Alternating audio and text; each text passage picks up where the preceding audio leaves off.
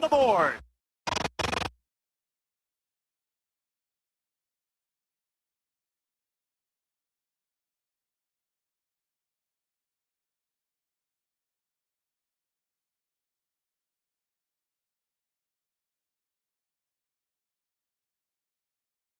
That's like the olden days with Patty Watt, Marty Brodeur, played 72 a game a season. Hits Jeff.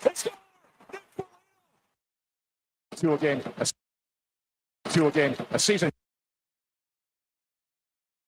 It's 2-0 Hawks.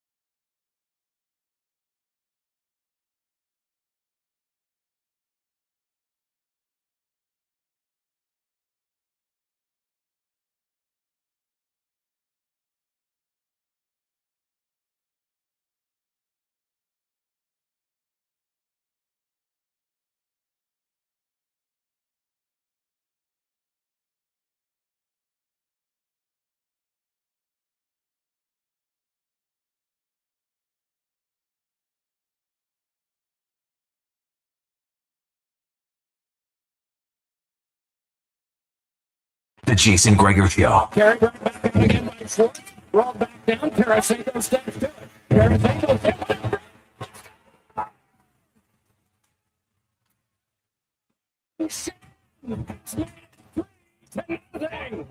On Sports 1440.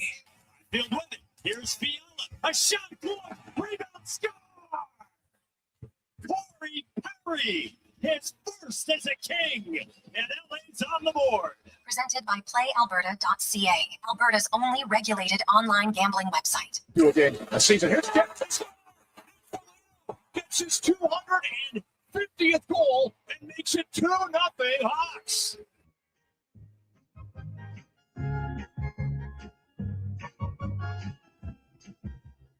Oh, a little bit of a free agent frenzy. How are you? And welcome to the Jason Gregor Show, Sports 1440, sports1440.ca, YouTube, Facebook, X, Instagram. Thanks for listening. Thanks for watching. Hope you are having an awesome day. Jason Gregor, Connor Halley with you. The Gregor Show always brought to you by PlayAlberta.ca, Alberta's only regulated online gambling website where 100% of the revenue stays right here in the province at PlayAlberta.ca. And tonight, the Curtis Lazard Lottery, $20 million. Get your tickets at PlayAlberta.ca. The Edmonton Oilers, Stan Bowman kind of hinted at it yesterday that they were done. They did not make any moves today. And now the Oilers will prepare to take on the Carolina Hurricanes. And for only the 5th time in the last 30 years, outside of like a season opening game, because obviously at the start of a season, you could have multiple new players in the lineup. But the Edmonton Oilers tonight will have 3 new faces in the lineup. And the last time that happened, you might recall it, back in 2020. Remember when Tyler Ennis came on board? Well, he was one of them. Athanasiou, if you recall, was another one. And that one, I know people get kind of upset about that trade because, you know, that was the COVID year. Those guys played a few games and then boom, the season ended. And Athanasiou, even though the Oilers actually offered him a higher contract, he said no. And then, of course, Mike Green was in, and he didn't come to the bubble. Athanasiou didn't play. So, you know, those acquisitions, you know, didn't work out. Now, at the time of the trade deadline, which was February 25th of 2020, that was the day that those 3 made the Oilers debut. There was no talk of COVID that came what was it? I don't remember the day. It was March 10th. I remember we were at the Order game and they'd shut it down, the NBA. And then like the next day, everything kind of just went done. So back in 2018, Brandon Manning, Alex Petrovic, and Joseph Gambardella. That was into December, no trades, but the Oilers had some injuries, and they just acquired Brandon Manning. All three of them made their debut. March 20th, 1999. Many of you probably remember this one right after the trade deadline. The Oilers had made a few deals. Chad Kilger and Ethan Morrow came over from Chicago. Tommy Salo made his Oiler debut. Ended up having a pretty good run with the Edmonton Oilers. And on January 7th, 1998, the Circus, Tony Herkus, Bill Guerin, and Valerie Zelapukin. All three made their debuts for the Edmonton Oilers. And tonight it will be Dickinson wearing number 16, Colton Dock wearing number 34, and Connor Murphy will don number 5 tonight. If you're going to the game, if you're watching the game, you will have some new numbers to look at. 833-401-1440, 833-401-1440. You can always text us, loaded show. We are going to go. So, and I'll ask you, I'm curious your thoughts as fans of the league. Connor Halley's going to get his opinion too. Which teams do you think improved the most? I'm not going to say who is best. I just say, who do you think improved the most to their teams here leading up to the trade deadline? So I look at, for me, Minnesota, Utah, Edmonton. Detroit, Buffalo, the Islanders in the East. Teams who surprised me, Montreal did nothing. Calgary not moving Coleman, a little surprised. And I'm surprised they added Strome. Just we'll see what he does. He's had a really tough year. Vegas, normally more aggressive, but I think their lack of movement tells me that maybe their organization isn't as confident in their team as they have been in other years, because usually they make big moves. Big moves. So, we'll see where it goes. Give me your thoughts. 833-401-1440. Do you, hey, Greg's. Now, Cons, is it true? Did Nazem Kadri just get traded? Did that trade come down? Did it happen? Yeah, Avalanche. Oh, well, that changes everything. I guess the Avs had a good day. Yeah. We don't have anything back yet, but yeah, it looks like it's Kadri to the Avalanche. Ooh, wow. For what? They got to give up something. That to me is, that's wild. Josh is fist pumping on the way home. I know he wanted him moved. Yeah. Oh, God. I think you have to include, well, Colorado now for sure, right? That's good. So the Colorado Avalanche, Nazem Kadri going back to where he won in 2022. Oof. That is, now I got to see the return. We'll wait for the return, but that's a pretty big move, man. Pretty big move. So, they get Strome, and Strome's obviously just to replace Nazem Kadri. Not a bad move. What did we say, Cons, during the break? I said, well, I think you get Strome now so you can move Kadri in the summertime. That's what we said to Josh, because Josh obviously follows the Flames rather closely. You know why? We're not really sure, but he does. And now we know why they made that deal. So that makes more sense now that you see all of it. So Colorado with that late move. So woo, mama. That is big deal. So you got McKinnon, you got Brock Nelson, you got Kadri, you got Drac Drury, Nick Roy. They got some pretty good depth in Colorado, man. That's going to make them tough. But I will say this, that, Dallas, Colorado, Minnesota, that's going to be a war. And that's the advantage for Edmonton. That's an advantage. There's no question in my mind. That's the advantage for the Edmonton Oilers. Now, you got to take advantage of that, right? Why do I say it's an advantage? Because, I look at Minnesota's defense core, and they're really good, but they're also on the smaller side. And will that matter into a third round? Could they be banged up? Right? Like Quinn Hughes is incredibly mobile, but Brock Faber, Quinn Hughes, Jared Spurgeon, all three of those guys are sub 6 feet, right? Jacob Middleton's huge, right? I like Bogosian. Brodeen's an amazing defender. But you got three of your top four guys who are on the smaller side. And over a 2-month just war of attrition, how are they gonna hold out? So we'll see. 833-401-1440. 833-401-1440. Go Avs from Titan. Yeah, hey, if you're an Avs fan, you'll be pretty happy about that one. No question. So that's pretty big. No question. Hey guys, I'm not sure the Oilers can beat Colorado. Well, you know what? We'll never find out. Well, I guess technically you could find out in the first round. Edmonton's got to get top 3 in their division, right? Start there.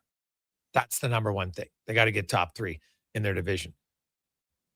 Hey guys, do you think the Kings have done enough to get to the playoffs? Well, the Panarin move obviously was big, but that was done a while ago. That helps them, but they've had him in the lineup, and you know what? They're 3-6-1 their last 10. Obviously hasn't been there that long, but he's been in the lineup since for 4 or 5 games and haven't had a huge uptick just yet. They're 3 back at the Kraken. The Kraken added McMahon, and they didn't trade Jamie Alexak, which I think is a really good move. You're in the playoff spot. You can't be trading away one of your big hulking defensemen. You got to go for it. You need to make the playoffs. The Ducks added Carlson. That should help them. They've got some skilled forwards. I think they'd like to score a little bit more than they've scored. Last I checked, I think the Ducks were 14th in offense, so they'd like to improve a bit. They want to improve more on reducing their goals against. And if you have a puck-moving D-man who can get the puck out of your zone, that can help sometimes. He's still got to be able to defend, and John Carlson obviously can do that. I still like where Edmonton's at, but the next 4 games, I actually think this is perfect timing for the Oilers. They got to wake up defensively and look at their next 4 games. You're playing Carolina tonight. They lead their division, top 3 points in the NHL. Then you got Vegas. They lead the division. It's a huge rivalry game. That's a big game. Then you have Colorado and Dallas, who right up there in NHL in points, right? They're both top 3. Are they top 2? First and second, maybe. They're first and second. So you got the top 3 teams in points in the NHL and the division lead in Vegas Golden Knights your next 4 games. This is an opportunity for the Oilers to to wake up. Wake up.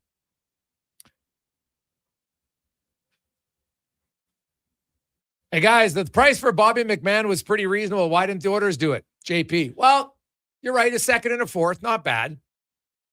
But I look at it this way. So the Edmonton Oilers, look at their top 6 wingers right now. Hyman, Nugent Hopkins, Podkolzin, Kapanen, Roslovic, Savoy.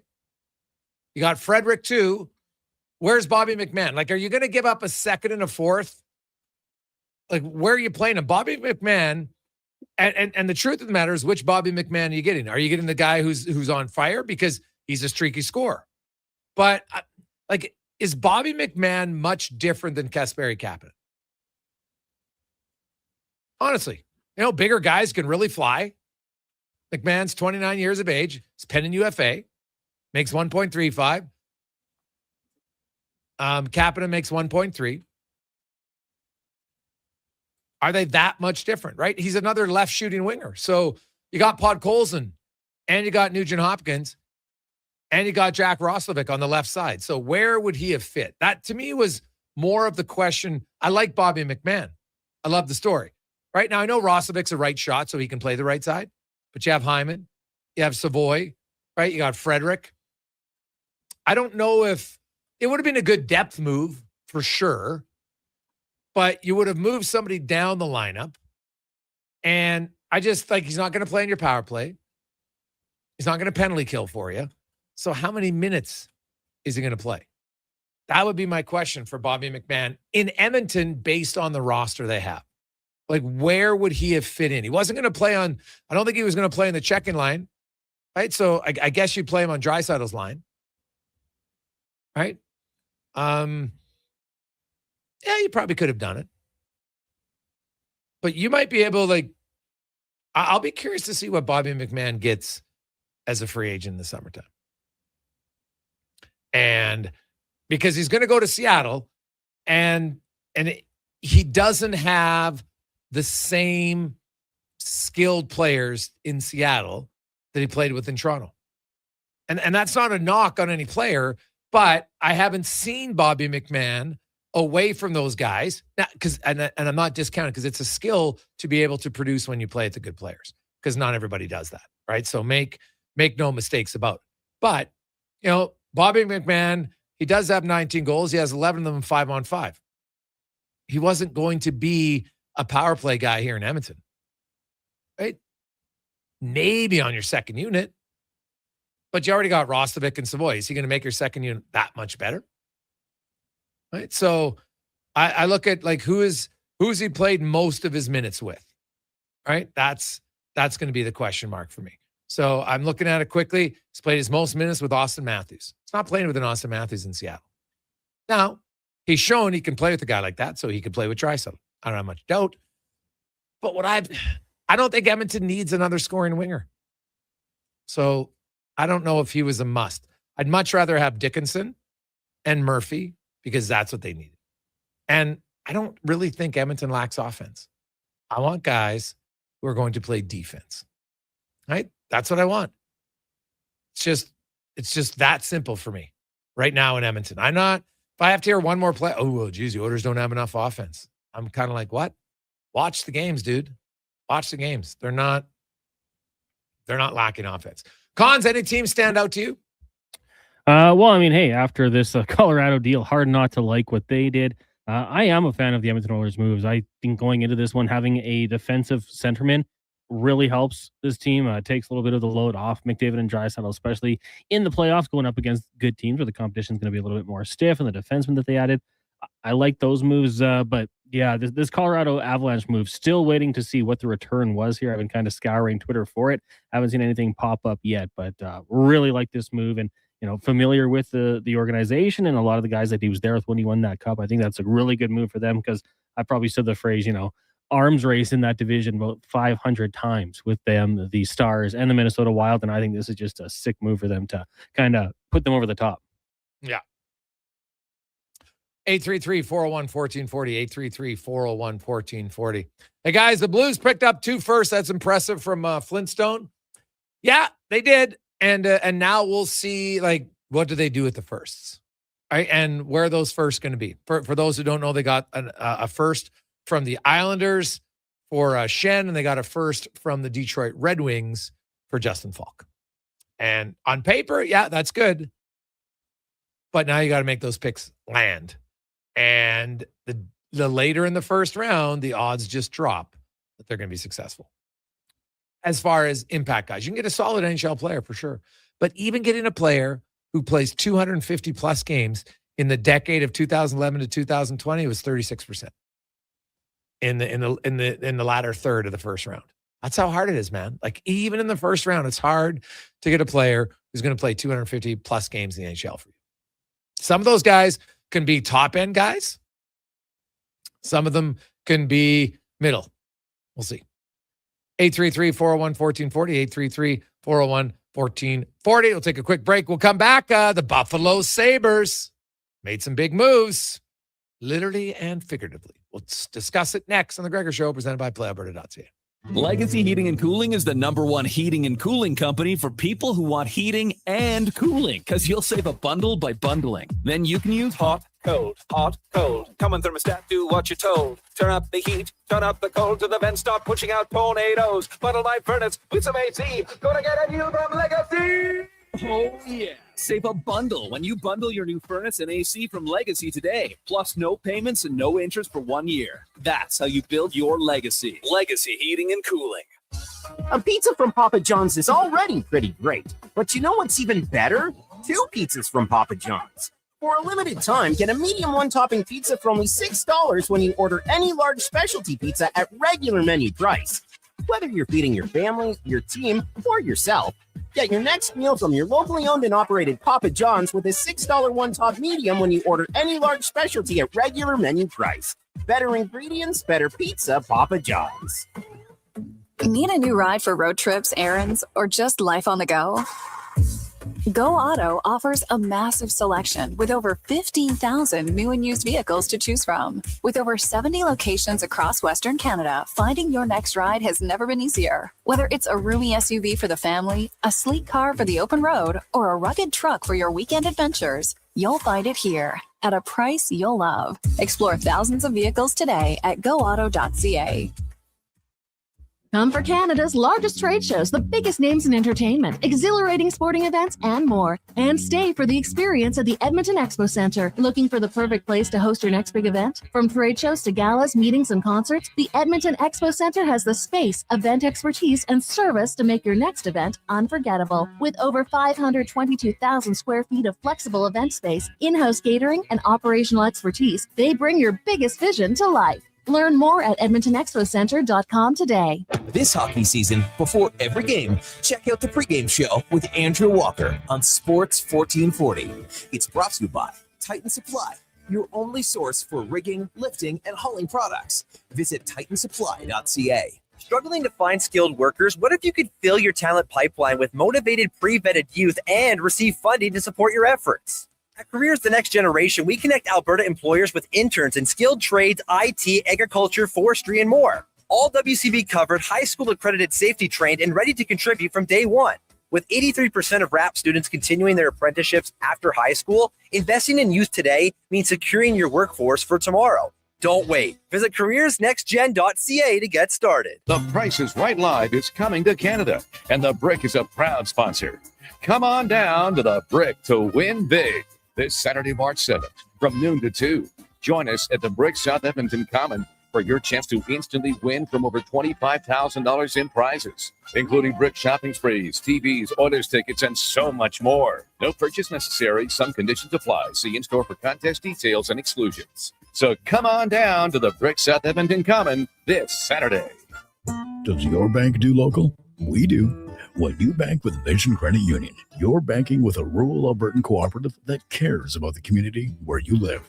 There's no question. We actively support our rural communities at the local level through charitable donations, volunteerism, local team and event sponsorships, and by returning millions in profit shares to our members every year. Does your bank do that? We do local. Bank with Vision Credit Union. VisionCU.ca. Being a living organ donor is a noble, life-changing act. But there's more than one way to be a hero. Join the Living Donor Circle of Excellence. As an employer, you can give the gift of time and remove financial barriers to make employee donations easier. You'll earn recognition, a raised corporate profile, employee satisfaction, and of course, be a huge part in saving lives in desperate need. Support the sacrifice of living donors. Discover how to join the Living Donor Circle of Excellence program today at kidney.ca. Missioner Allen Auctioneering's next Calgary, Edmonton, Winnipeg Public Unreserved Heavy Truck Auction is next Thursday at 9 a.m. with tandem and single axle trucks including tractors, decks, dumps, man lifts, plows, vacs, pickers, refuse and shunt trucks, plus more. Info at maauctions.com. Salvi Group is celebrating 50 years of building homes and communities, and we want to share the celebration with you. For a limited time during our 50/50 event, you'll enjoy 50% off select packages. That's special savings, select upgrades, and added value, all designed just for you. Build new or move in sooner at Hillshire. There's never been a better time to call Hillshire home. Celebrate with Salvi Group and enjoy 50 years, 50% off. Visit Hillshire today. Salvi Group, 50 years of craftsmanship, quality, and commitment. Missioner Allen Auctioneering's Calgary, Edmonton, Winnipeg Public Unreserved Equipment Auction is next Friday at 9 a.m. featuring backhoes, dozers, digger derrick, forklifts, man lifts, wheel loaders, skid steers, telehandlers, turf mowers, plus commercial trailers and more. Info at maauctions.com.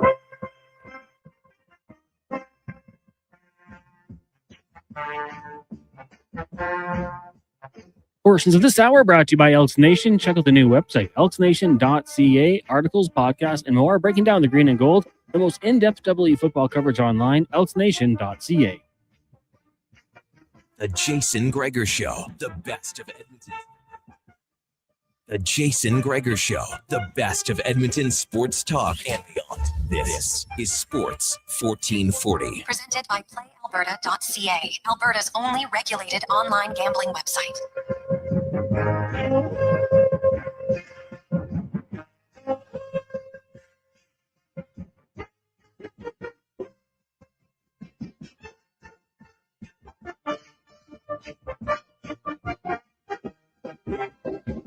Positive Friday. How are you? Welcome back. Gregor Show, presented by PlayAlberta.ca.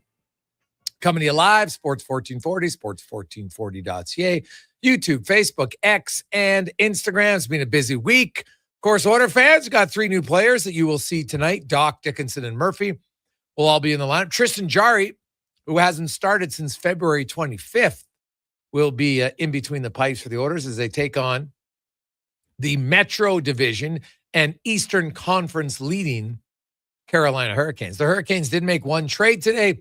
Mr. Delorier, big, tough guy out of Philly, comes to Carolina. He's not going to make it in time for the game. I don't expect, but he'll add some toughness there. The Canes have always kind of been the same team. Fast, hard, aggressive in the regular season. I don't think they have the horses come playoff time. They don't really have like the lead horse.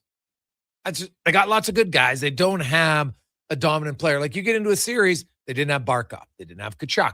They don't have Kucherov. They don't have Point. And that's their problem.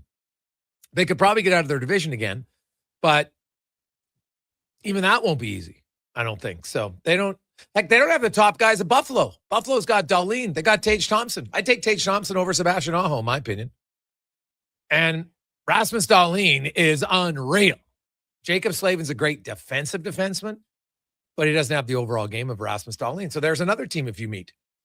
They're not going to beat them either, I don't think, because the big dogs, you know what? That's what carries you more so in the playoffs. So we'll discuss that and more as we go around the NHL, brought to you by McDonald's. And right now, if you're looking, the McDonald's Star Stick meals are back. 7 different kinds. You can check it out as at any participating McDonald's. Of course, you got McDavid and Matthews and Celebrini and McCarr and Reinhart and Hughes and Montembeault.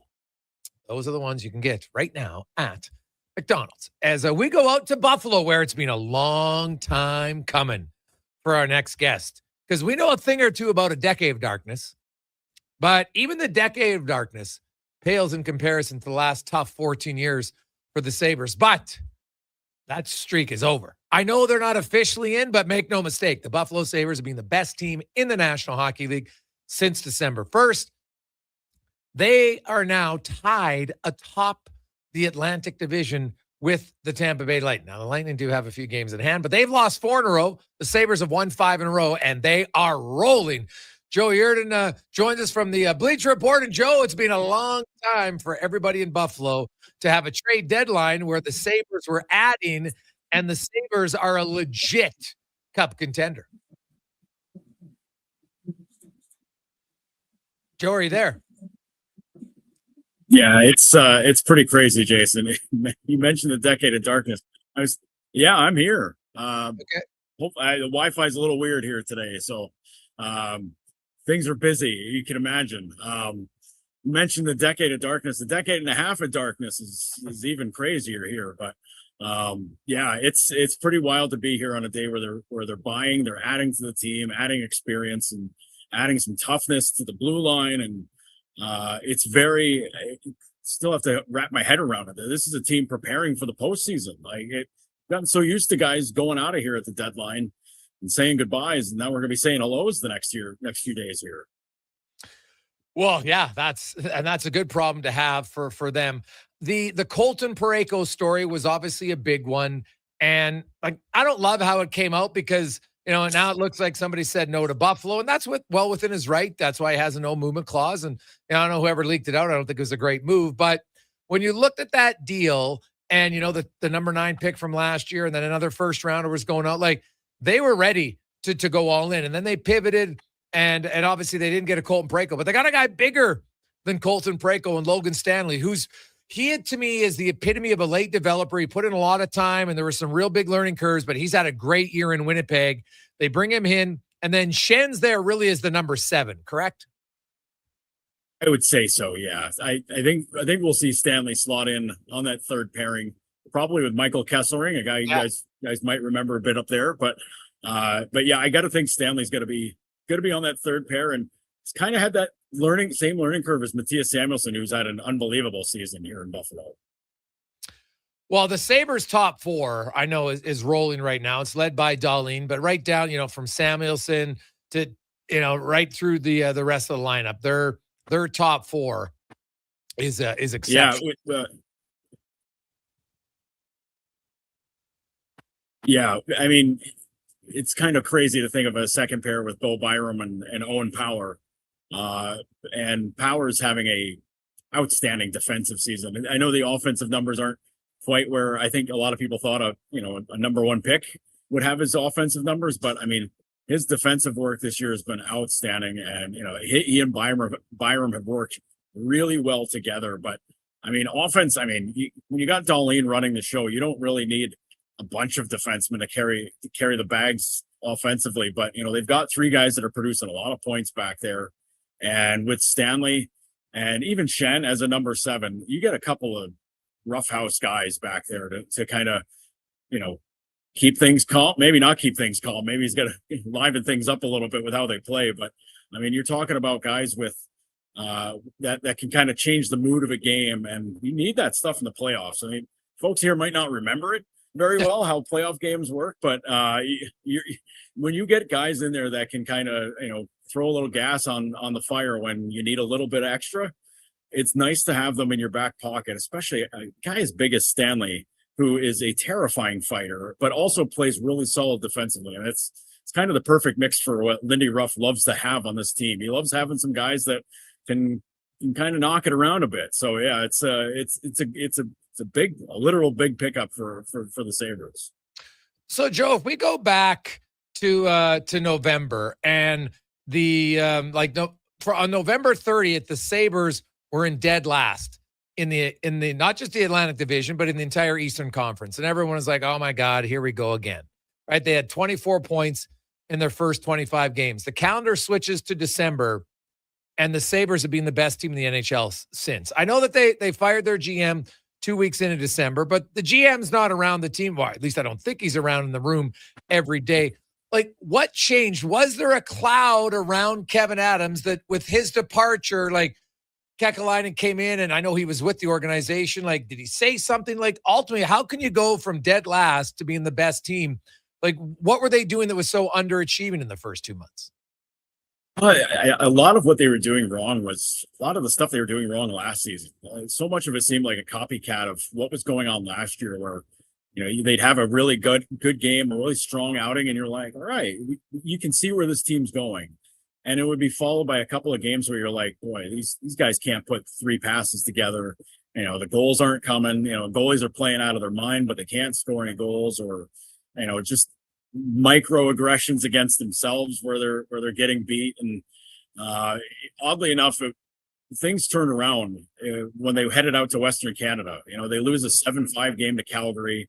They get swept by the Flames during the season. They lost, I think it was like 5-1 or 5-2 at home to Calgary. And, Calgary was struggling to throw the puck in the ocean, never mind score goals. And here the Flames were just dumping goals over their heads like crazy. And that game was kind of a wake-up call for this whole group because, and Tage Thompson and Rasmus Dahlin talked about it, that like the leadership group came together and said, listen, we don't hold each other's feet to the fire here. How are we going to do it with everybody else? And how are we going to be able to change things? And, the next night they play Edmonton, they get a win. Then they go Vancouver, Seattle. They get a couple of wins there. They come home. Adams is gone. He's fired. That Calgary game probably put it to bed for him. But from that point on, they just rolled. They've been just a completely different team. And it's, it kind of leaves your head spinning to remember how down in the dumps this team was the first month and a half, 2 months of the season. And to watch them play now, and you're like, it's all the same players, but the teams are not the same. This is a completely different group the way they play. Well, Lindy Ruff, obviously, they've got the guys playing well. Thompson's having a good year. Ryan McLeod's having a fantastic season. And Josh Norris, man, if he stays healthy, he's a huge difference maker for that team. They added the 2 big guys in the back end. They also added Sam Carrick from the Rangers. What do they feel that they needed in Carrick? Face-off wins. This team does not win any face-offs at all. And Carrick's, I had to look into these numbers after last night's game. Carrick's won almost 54% of his draws this season. Tyson Kozak's their leading face-off guy at 49.1%, with like 300 draws or something like that. It's nuts how this team just does not control the dot in big moments. And that's the kind of thing that drove Lindy Ruff crazy. If you can't possess the puck right away and you're defending right off the hop like that, it's just going to make your job a lot worse. And I know that face-offs are always kind of like joked upon or whatever, but it was a problem for this group. Like in all situations, it just couldn't win any draws. So Carrick's coming in to win those, whether it's on the PK or, defensive zone draws, probably defensive zone draws especially. But yeah, guy on the fourth line, win you some draws, get your possession game going, because these guys have the puck. They're way better, way more exciting of a team. Well, yeah, like most teams, you get the puck and away you go.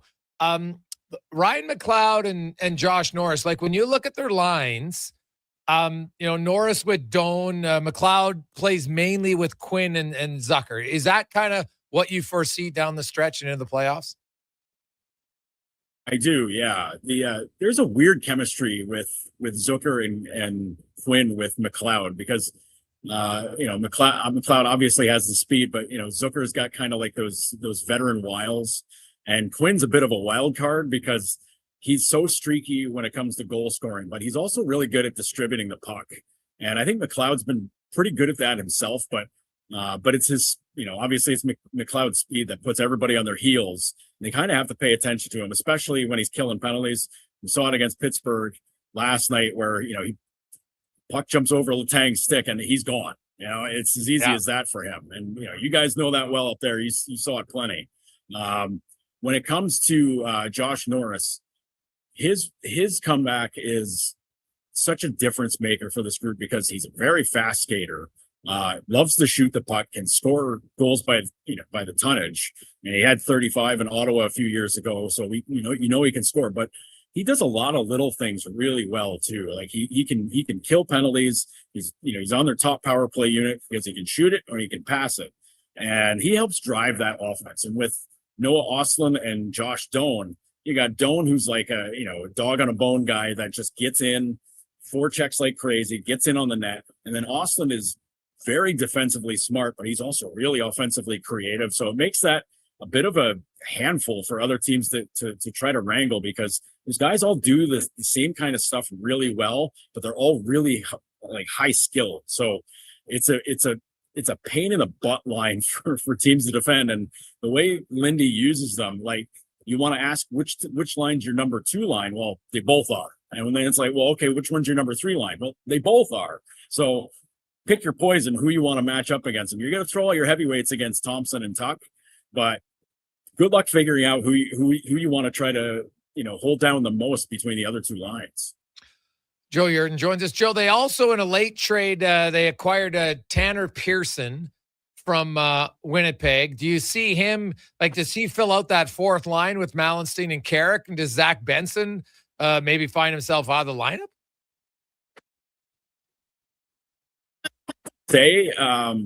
Benson's coming back from injury stuff. So, and honestly, Peyton Krebs kind of took his spot away on the top line with the way he's played so well.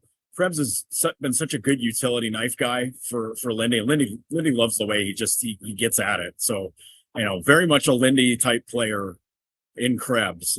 Benson's very much like that too, but he's really young. Yeah. And he's crazy that he's how young he is. It's his 3rd season in the league. He's 20. So, but still, it's weird to say that he's raw because he's got so many games, but I mean, finding the right role for him. I don't know that necessarily the 4th line's the right role. So maybe Pearson spells that a little bit, but I think Pearson's like veteran depth help for them because, he's a guy who's won a cup just like Luke Shen has. And that's important for this group. This group is together, hasn't made the playoffs before. And there's a ton of guys in this room that have never been to the postseason. And, that first time in the playoffs, when you're there, it can be overwhelming. Like, that is such a huge spot. And you need some guys that can kind of keep everybody locked in, keep it normal, and try to help guide them. I think that's really what Shen and Pearson are able to do, because they've been there, they've done that. Those guys have had like long careers and have done a lot of stuff. So I think that's an important role for them. If they're not playing, they're going to be helping them in the room. And if they are playing, well, they know what the role is. And I think that's important for this group to have, because a lot of their depth is really young guys. And, if you get a guy that goes out of the lineup that's already young and you're putting an even younger guy in behind him, it can get shaky after that. In these, the bright light of the playoffs, it's going to be it's a first time thing for a lot of these guys once they get there. Joe, one last one for you. Is Jordan Greenway, like, any chance he's back this year? Or is he done for sure? It sounded, Yarmo was asked about that. It sounds like they haven't closed the door, but it sounds like it's going to be a little tough for him. Both him and Justin Danforth. Danforth has been out almost the entire season here with a lower body thing, leg injury. And, with Greenway, it's mid-body hernia recovery type thing that he's had for going on 2 years now. He's been fighting it so bad, and boy, what a difference he would make in the playoffs having a guy like that out there. Man, it'll be a pain to see this team get to the playoffs, and if he can't go, but they want to be careful. They don't want to, hurt him even more long term. But I know like anything, he's going to try to work like crazy to try to get back. But it seems like Yarmo wanted to kind of like tamp down any expectations that he might be back right away, but it's going to be difficult. He's had such a hard time this year. Okay. Awesome, man. I appreciate it. Well, Joe, enjoy the stretch drive, man. And I've said this now for a week. I think the best ticket in the NHL playoffs will be the first home game of the Sabres after 14 years without the playoffs. That's going to be an absolute madhouse that night in Buffalo. I tell you, I've been thinking about that for a little bit, because you kind of have to wrap your head around the reality. This is probably a playoff team. And just the thought of that, what it's going to be like in the building and outside of it, because they're going to do the old party in the plaza thing. It's going to stretch for blocks here, man. It's going to be crazy. Yeah, it should be awesome. Awesome. Thanks, man. Appreciate your time. Appreciate it. Thanks so much. There you go. That's Joe Yurden from Buffalo making lots of moves. We'll take a quick break. We'll come back. You update it. We're still trying to find out. Nazem Kadri is going to the Colorado Avalanche. We don't know what the return is yet. And a few other late trades still trickling in. What the hell's going on? But we'll find out next. And the Gregor Show presented by PlayAlberta.ca.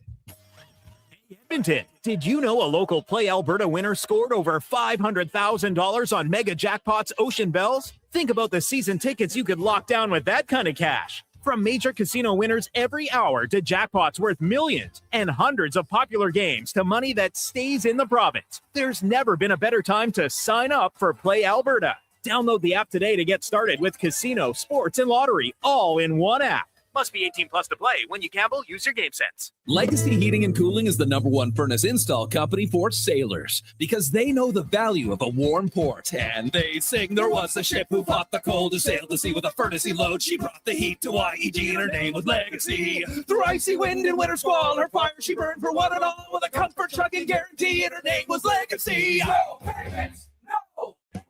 Yep, no payments and no interest for 1 year on your new furnace. Don't trust just any ports in a winter storm. Trust Legacy Heating and Cooling.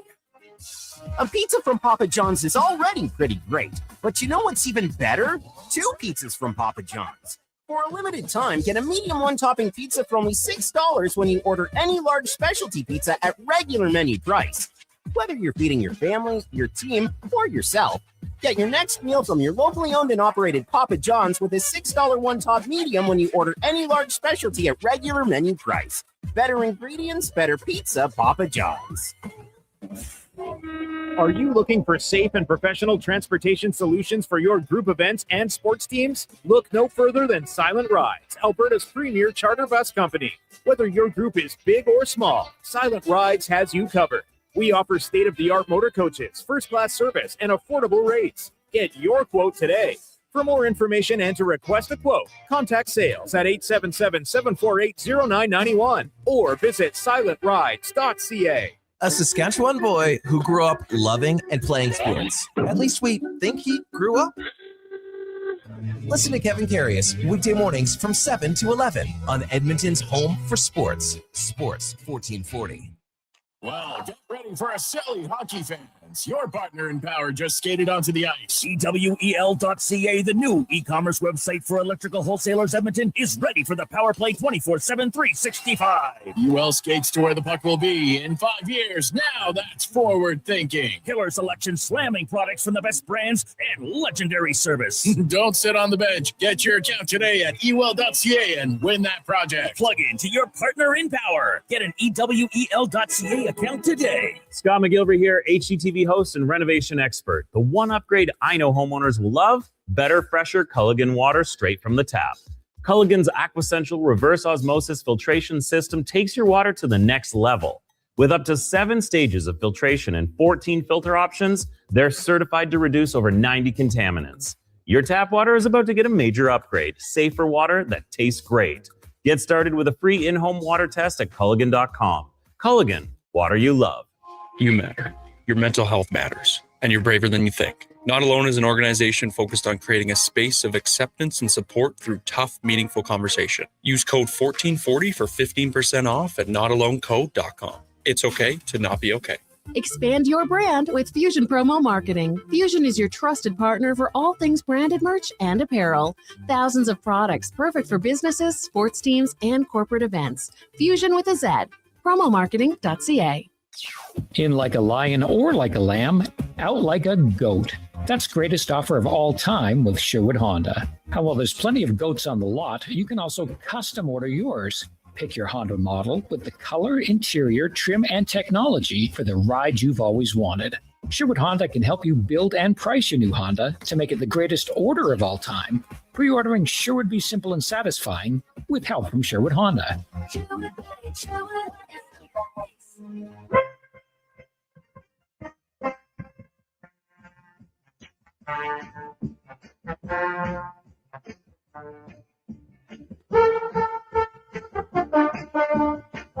Portions of this hour brought to you by On the Rocks. The Oilers' push to the playoffs is on, and OTR is ready to be your hockey headquarters. $5.75 Molson Canadian, 69-cent wings. You can play, score, and win every game. See more at ontherocksYEG.com. The Jason Gregor Show, the best of Edmonton sports talk and beyond. This is Sports 1440. Presented by PlayAlberta.ca, Alberta's only regulated online gambling website.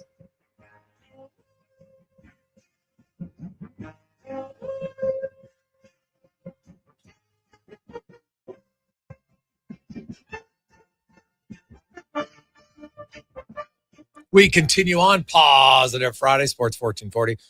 Sports1440.ca, YouTube, Facebook, X, and Instagram. Hope you are having a lovely Friday.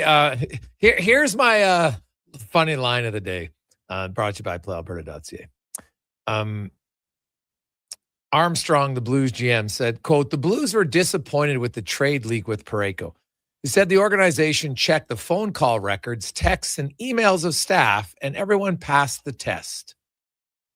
Huh.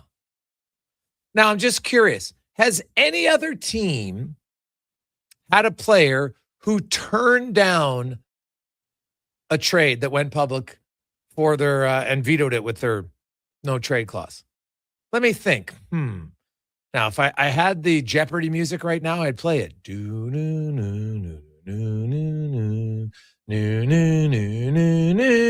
Yeah, guess what?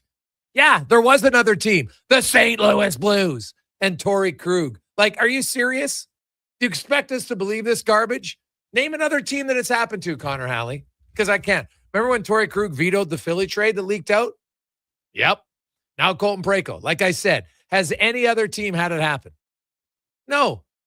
So, like, give me a break. Like, of course they're going to just lie publicly. I'm sorry. I don't buy it for a second. Oh, yeah, we checked all the phone records and emails and texts of everyone. Is every player, like, if you work for an organization, they give you a work phone. Do you have your own private phone too? Like, first of all, give me a break. I don't buy that for 1 second at all. This is an organization thing. When it happens once, fool me once, shame on you. Fool me twice, shame on me. Not getting fooled by Connor Halley. Not buying it. They really, like, That's just kind of a messy situation now for that whole St. Louis Blues organization. Yeah. Like to go like, oh, who did this? We're all trying to figure out who did this. Like that's messy. But we were saying that yesterday, right? Like this is just a really bad look for the St. Louis Blues. So from what we understand, the sounds like the Kadri deal is Kadri and a 4th rounder to Colorado. Going to Calgary are Victor Olofsson. How about Oil Kings forward Max Curran, who's an unsigned draft pick, hell of a player, by the way. 20-year-old in the dub, really good player. Unfortunately, he's banged up, and I think his season's over. A conditional 2028 first-round pick and a conditional 2027 second round. And Calgary retains 20% of the salary. So there's the trade. Max Curran, Oil Kings player, pretty good player. So, but they don't they get a first, a second, and it's 1.4 million retained. So the Flames, they open up a lot of cap space. Now, obviously, most of that cap space is going to go right to Ryan Strome, who they acquired earlier. Right, Kadri he's got 3 years left at $7 million. The Flames will pay 1.4 of it. It'll be a 5.6 cap hit for the Colorado Avalanche moving forward. So there is the deal, and that's a pretty good trade for Colorado, man. Nazem Kadri, we'll see. We'll see where that goes as well. Hey, Greg's, wasn't the Braden Shen one leaked? Yeah, but there's other guys like Mackenzie Wiegers came out, hey, the players still waiting on it. Usually, all those guys accept it because I think the conversations, I think you leak it out when you're the team because you're trying to put the pressure on the player who's maybe on the fence to not do it. And St. Louis, now, can anybody else think of one that was leaked that didn't end up happening? I'm sure there's another one, but I can't think of one recently. I can only think of the Blues. I'm sorry. That's the team. It's happened twice. Now, let's get to the oil report brought to you by Go Auto. Over 15,000 vehicles free to choose from. I'm driving a Honda Pilot right now from Go Auto. Oh, fantastic. All the little things. You know how you have that rear view light or camera in the back and it gets dirty? Well, this one actually has it so when you want to spray, you can spray water on it to clean it. It's unbelievable. Small little details matter. You can get it at goauto.ca. And let's hear from Chris Knobloch talking about his new players, the expectations for Dickinson and Doc, and the strategy to get them in the game. How do you expect to kind of work them in, or just let them go? Let them go. I think their systems are very similar to what they were doing in Chicago, and I think they'll transition will be very seamless for them. I think it's important that we don't have much hockey left, and I don't think we want to hold them back at all. Oh God, yeah, you're not holding them back. Let them go, man. Why not? Does he think Dickinson and Murphy need much time to pick up the penalty kill? Penalty kill, very similar to what Chicago was doing. So it's not that it's a complete different penalty kill. We anticipate them on the kill tonight. We will be using both of those guys.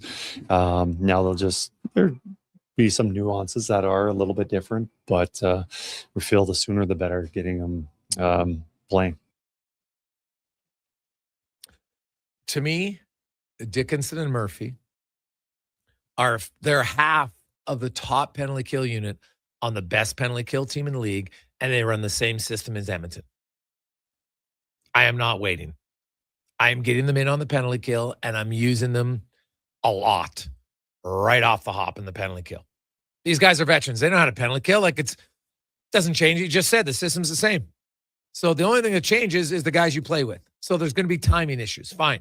But how do you get over that? You play them, and you play them a lot. And that's what I would do. Matty Savoy playing really well. There's a guy who has benefited immensely from the break. He got refreshed. He also said that one game down in Bakersfield just kind of allowed him to knock some rust off right away, and he's come out of the gates flying. And he talks about Savoy And what does he think he's capable of moving forward? Right now, obviously, this is the best that he's played, and no knock on him at all this year. I think he's been a very solid player, defensively responsible, creating some offense. There's times, stretches where maybe the offense wasn't quite there, but I think that break was good, the Olympic break, where he was able to recharge. I was having a conversation with him yesterday about the amount of games he had been playing, and he had brought up that he'd already played about as many games in February as he had played all of last year, which is a lot. So he felt that this break was good for him and was able to re-energize himself. And right now you just see him has another step, but also very confident with the puck. Yeah, it's he's been really good, man. Very good. And when he asked about Dickinson, and like Dickinson talked about it, I love Dickinson's answer. He goes, man, when I can sense the frustration on the other side, like that's the juice and that's the mentality you got to have. And Oiler fans, can you think of the last Oiler player who said that? Man, what do you like about your role as a defensive checker? Oh, I love it when I can sense the frustration. No, you haven't, because I haven't asked anybody like that, because I haven't had anybody like that in a long time. So now it doesn't mean he's going to shut down everybody. He's never going to be on the ice for a goal against. Of course not. But Knobloch asked about Dickinson and just, his approach to playing defensively and the challenge against other teams' best players. No, I think he's found a role. He's found a role in the NHL, and he's very good at it. And you can tell, when somebody's good at a job, they enjoy it. And I've seen him play some pretty good games lined up against McDavid, who's the hardest to check. So, I'm not surprised that is something that he takes a lot of pride in. Very true. Now let's hear from Dickinson. And did he sense a trade was coming for himself? Obviously, I'm well aware of the trajectory of Blackhawks and what they're trying to do and where I fit in their timeline. It maybe didn't align. So, I kind of knew in deep down that something could be happening. And Kyle was kind enough to be very upfront with me from the beginning that he said, it might happen, it might not. I don't know what to tell you right now. This is during the break. He's like, there's nothing to tell you right now, but just be prepared that anything could happen. And something happened. And away you go. Now, how about the comfort level for him to come in here and knowing exactly what his role is going to be? Yeah. It would suck to come in here and have them try to put me in a place that I won't have success. Thankfully, we are on the same page. I know what I'm good at. I know what my job is, and that's where my game excels. So I know what I got to do, and I'm going to go out and do it. And that's all they've asked of me. Well, it's true. Like, come in here, he knows what he's good at. That's his role. Put players in a role to succeed. And here's the thing. Chris Knobloch better not be scared to play Dickinson in that role. Now, you're not going to limit McDavid and Draisaitl's minutes significantly, but you could limit their minutes against the other team's best lines, which allows your best players to play against the other team's second, third, and fourth lines. That's an advantage I want to take all day. So look tonight for Carolina, for instance. You know that Carolina is probably going to want to get the Stahl line out against McDavid's line at times. And I'm sure you want McDavid's line maybe out against the Aho, Svechnikov, Jarvis line for sure. But if you say, you know what, we'll play Dickinson against the Aho line. And if McDavid's got to go out against Stahl, Martinuk, and Ehlers, they'll do it. But then that means that Leon Draisaitl goes up against Logan Stankoven's line. Logan Stankoven and Jackson Blake, both in their second year. You'll take that matchup all day. All day. Right? Like, you're not worried if Connor McDavid has to go up against Jordan Stahl. Jordan Stahl is a really good player. But it's Connor McDavid. He can play against anybody. But if I can get Dickinson to take even half of the shifts against Aho's line, or maybe you can get Draisaitl out against the Kotkaniemi line. Hello. Or McDavid a few shifts against them. Hello. That's where it becomes a mismatch. And that's what Chris Knobloch's going to have to do. You have to. You've got a really good defensive third-line center. So use it, especially on home ice. Use it to your advantage. You have to. Hey, Greg's is Doc in the lineup. I thought he already sent down. Great show, Rob in the Valley. No, he wasn't sent down. Szymanski was loaned But I could see Szymanski. He gets loaned to the Condors, and then he probably gets called back up from the Condors. Right? Now, they could just send him down if they wanted and go with 12 forwards for the time being. But remember, you have to be on the AHL roster before the trade deadline, and then you qualify for the playoffs. Now, Doc hasn't played in the minors all year long, so maybe they're not going to send him down. Maybe they're just going to keep him up. Because I haven't seen any notes saying that he was reassigned yet. So I could double check that. I should probably check my phone just to double check. But Szymanski's being loaned to Bakersfield, and I think you could see him be coming back up. Or maybe they'll just go with 12 for a bit, although they're going on a road trip. And now it is to Vegas. So I have to look at the AHL. Do they want to get Szymanski in a game down there and then he meets them in Vegas? That could happen. So we'll see. Or it's just a paper transaction. Either way, Doc has not been sent down. He will be in the lineup tonight wearing number 34. And we'll hear from the youngest new member of the Edmonton Oilers, Colton Doc, the local kid.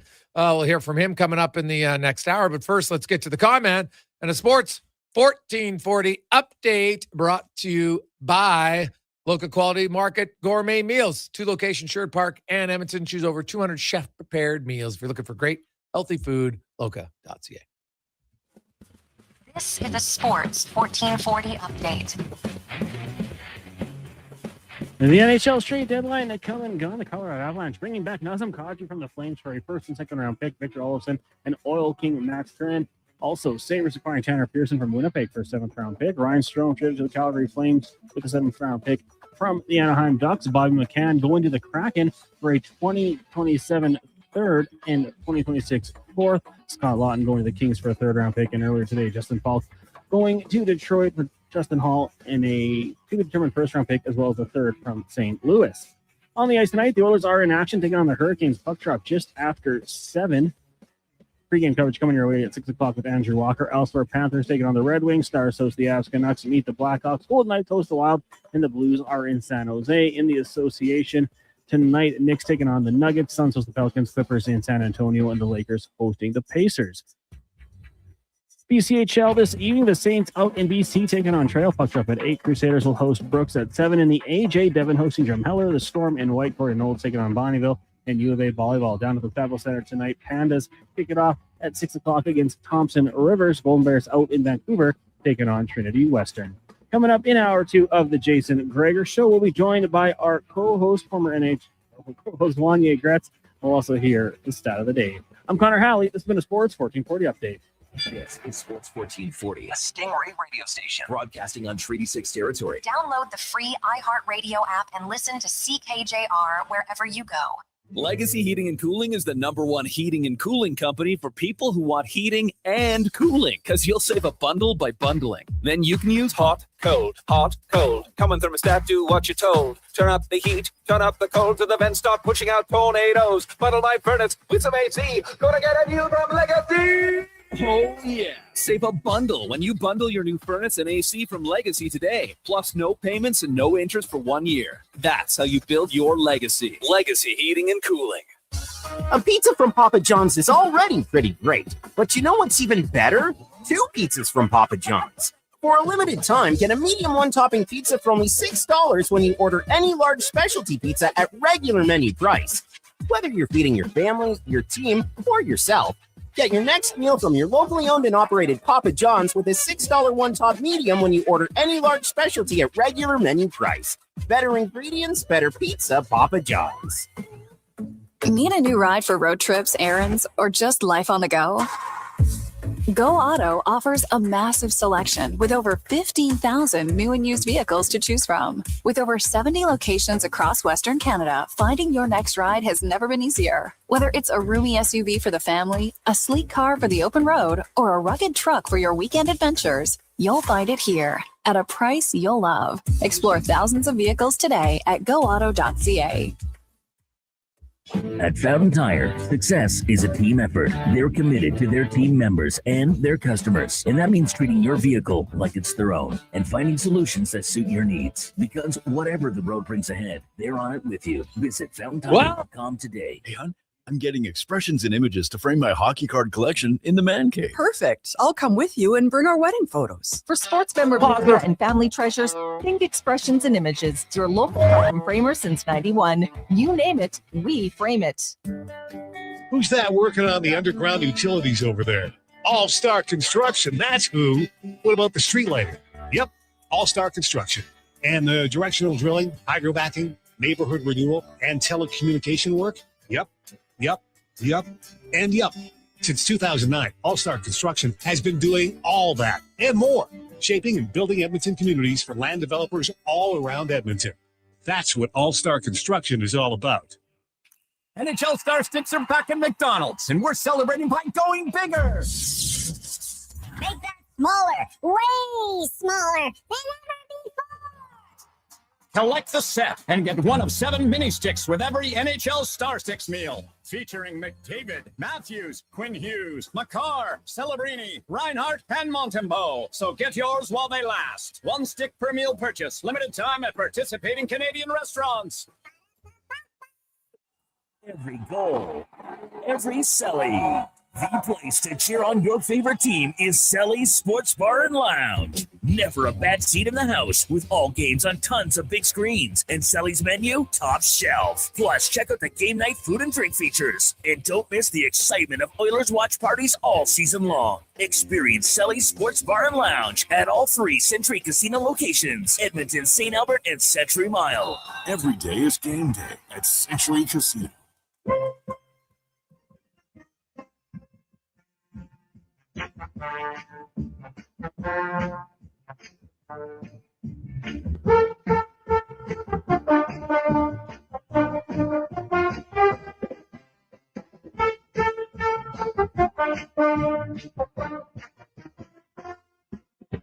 Portions of this hour brought to you by Cantork. We offer sale, rental, repair, and calibration of hydraulic, pneumatic, and battery-powered torque wrenches, stud tensioners, and flange maintenance equipment. Order today at cantork.com. This is Sports 1440, where Edmonton talks sports. On YouTube, Facebook, and X. Here's Jason Gregor. Brought to you by PlayAlberta.ca.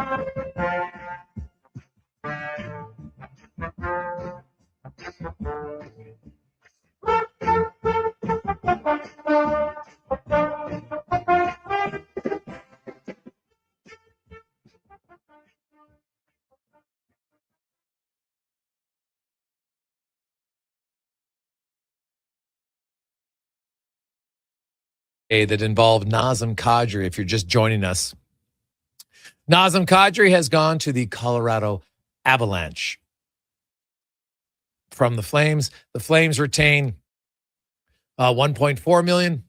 He'll be a $5.6 million cap hit in Colorado for the remainder of this year and the next 3 seasons. The Flames get a conditional first, a conditional second.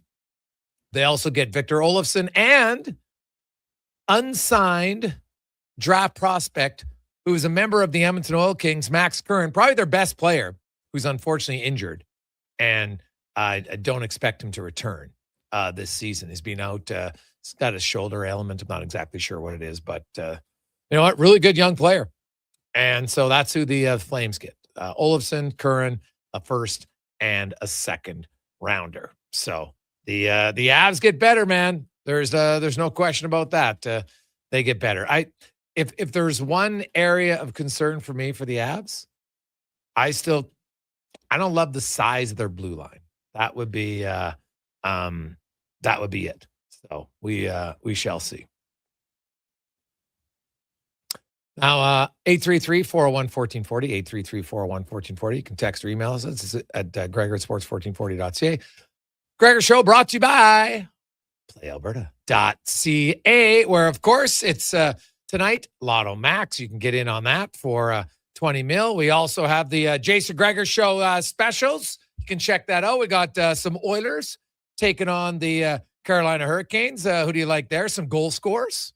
Also, a big battle between the Avs and the Stars tonight. Now, Kadri, I don't expect is going to get there in time for that game tonight, but them, Montreal, who did very little today. A little surprised by that. So we'll see.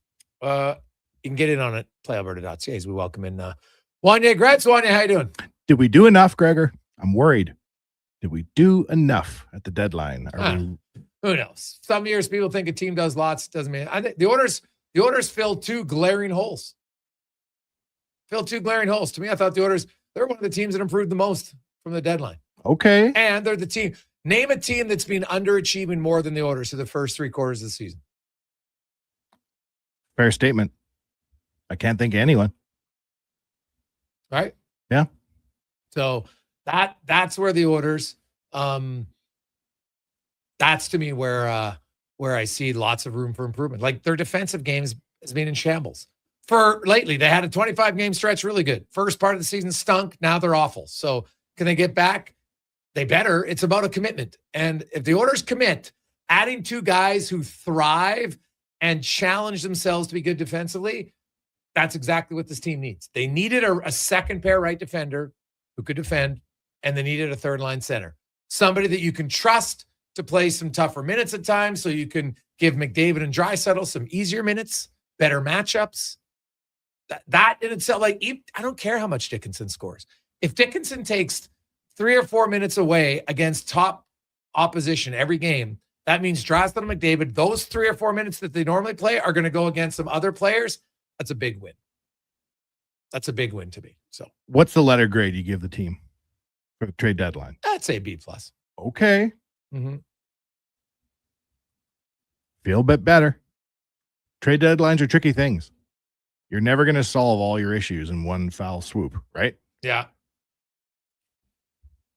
But if you give it B+, I'll double stamp it.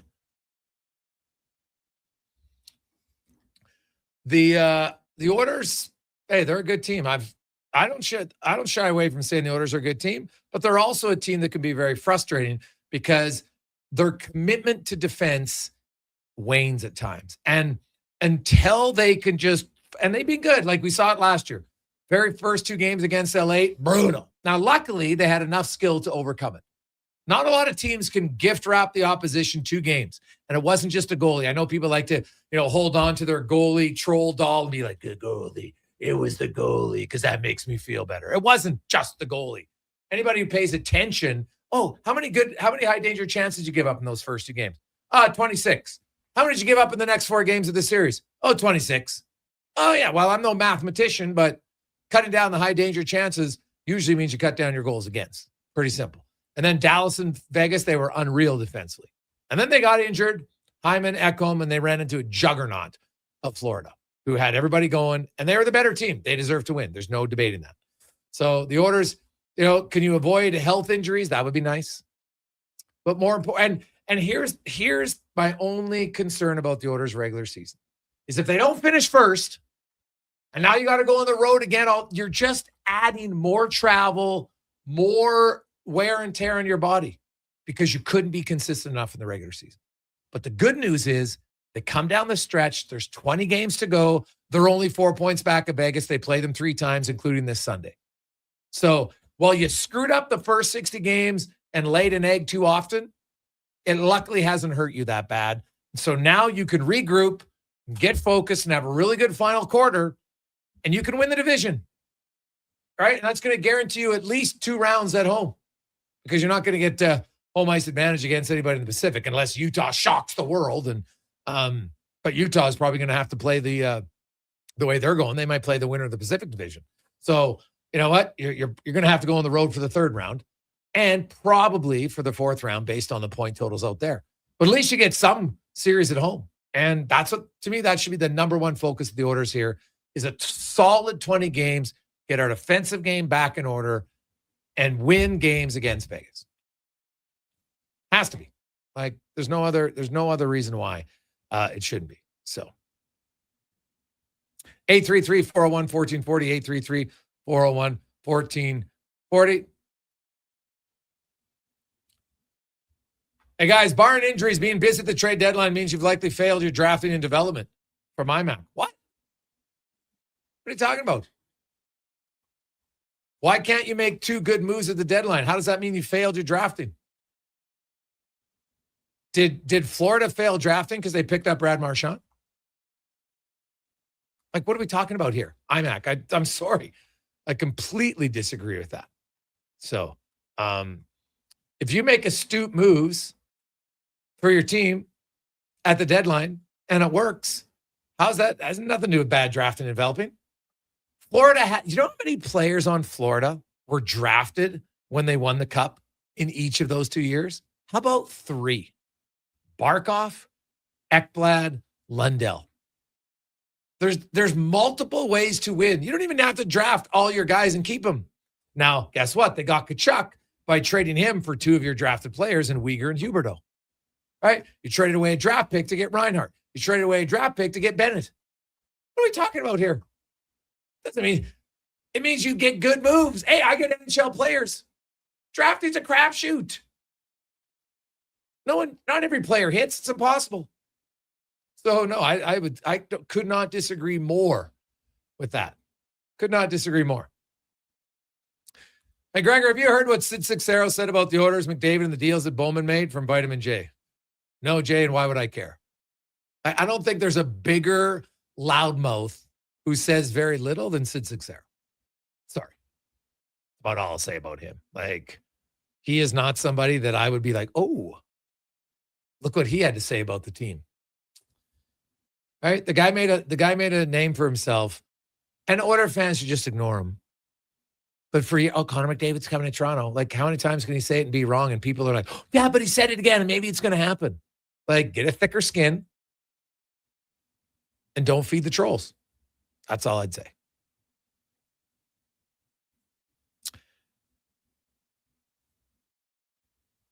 Hey, guys, I think the Oilers have to find out if Szymanski can handle the 4C spot. If the Oilers don't sign Dickinson, then someone needs to take that 3C spot.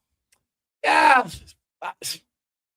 The Oilers' focus right now is this year and winning the playoffs. You know what? They're not going to worry about Szymanski. Now, Szymanski has been sent down. He hasn't been recalled yet. So they could just send him down and have him play a game and join the team in Vegas. It's very possible. Right? Looking at the Condor schedule, that could happen. So we'll see. I think Josh Szymanski has had an incredible year of development. Fantastic year of development. In the American League, at the Olympics, in the NHL. Like, if you would have asked any of us when the orders came to camp in September, and you would have said, hey, Josh Szymanski is going to be one of the best players in the American League. He's going to end up coming up to Edmonton and not look overwhelmed at all, granted in limited minutes. And he's going to play in the Olympic team. I would have said, I wouldn't have even envisioned that. And I'm sure if you asked Josh, you might not have envisioned it. But he's had an unbelievable season. So I'd have no issue, honestly, if he continued playing the minors and had his confidence at sky high, playing big minutes, lots of situations, helping them win. I wouldn't have a problem with it. That's why I had said I thought there was a chance the Oilers might add a depth forward. Because right now it looks like Doc and Szymanski are your 12th and 13th forwards. It's not ideal because they're both on entry-level contracts. So Szymanski was sent down today. Haven't seen, because now you can't just do a paper transaction where you send the guy down, then you call him back up. And maybe that's what they're doing. Other teams have done it, right? It's totally legal on today. Today's the one day that you can actually send a player down and he doesn't have to play a game in the American League to recall him. So.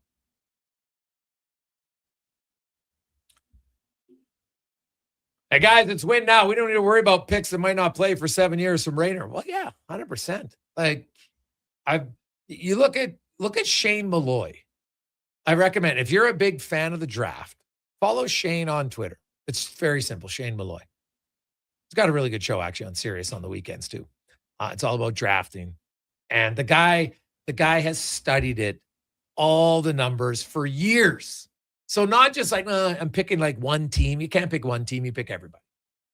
And you will see how difficult it is to find success. And all you have to do is look at a roster.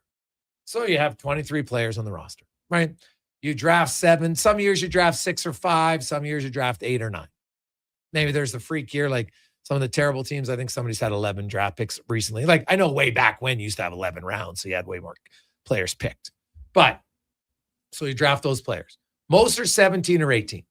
Now you get some who are 19 or 20, the odd European, right? Some guys even in CHL miss their first 2 drafts, so it happens.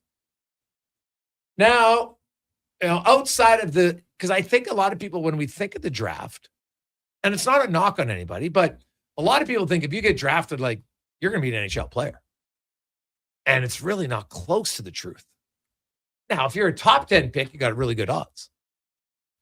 If you're a bottom quarter of the first round, you got about a 36% chance. Still pretty good to play 250 NHL games, right? Because not just 1 or 2 games, right? Because I guess in theory, if you play a game in the NHL, you can say, I played in the NHL.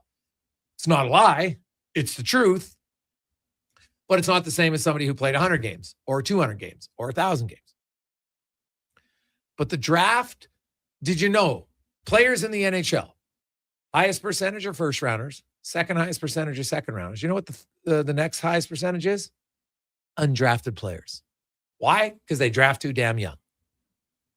Right? Lots of guys develop later. Goaltenders, bigger defensemen, bigger forwards. Happens all the time. So, yeah, I wouldn't put that much focus. Like the draft's important, don't get me wrong. I just can't overrate the importance of it. You need it, but you need it for different reasons. Not all, like maybe you can use those picks as assets to get other players. Maybe you can use those picks, develop them, and then trade them for other players. Or you just keep the pick, develop them. Hey, if you want an elite level player, usually you got to draft them. Right? Connor McDavid, Leon Draisaitl, right? Nathan McKinnon, go down the list. Like, I'm trying to think of the top scorers right now in the National Hockey League.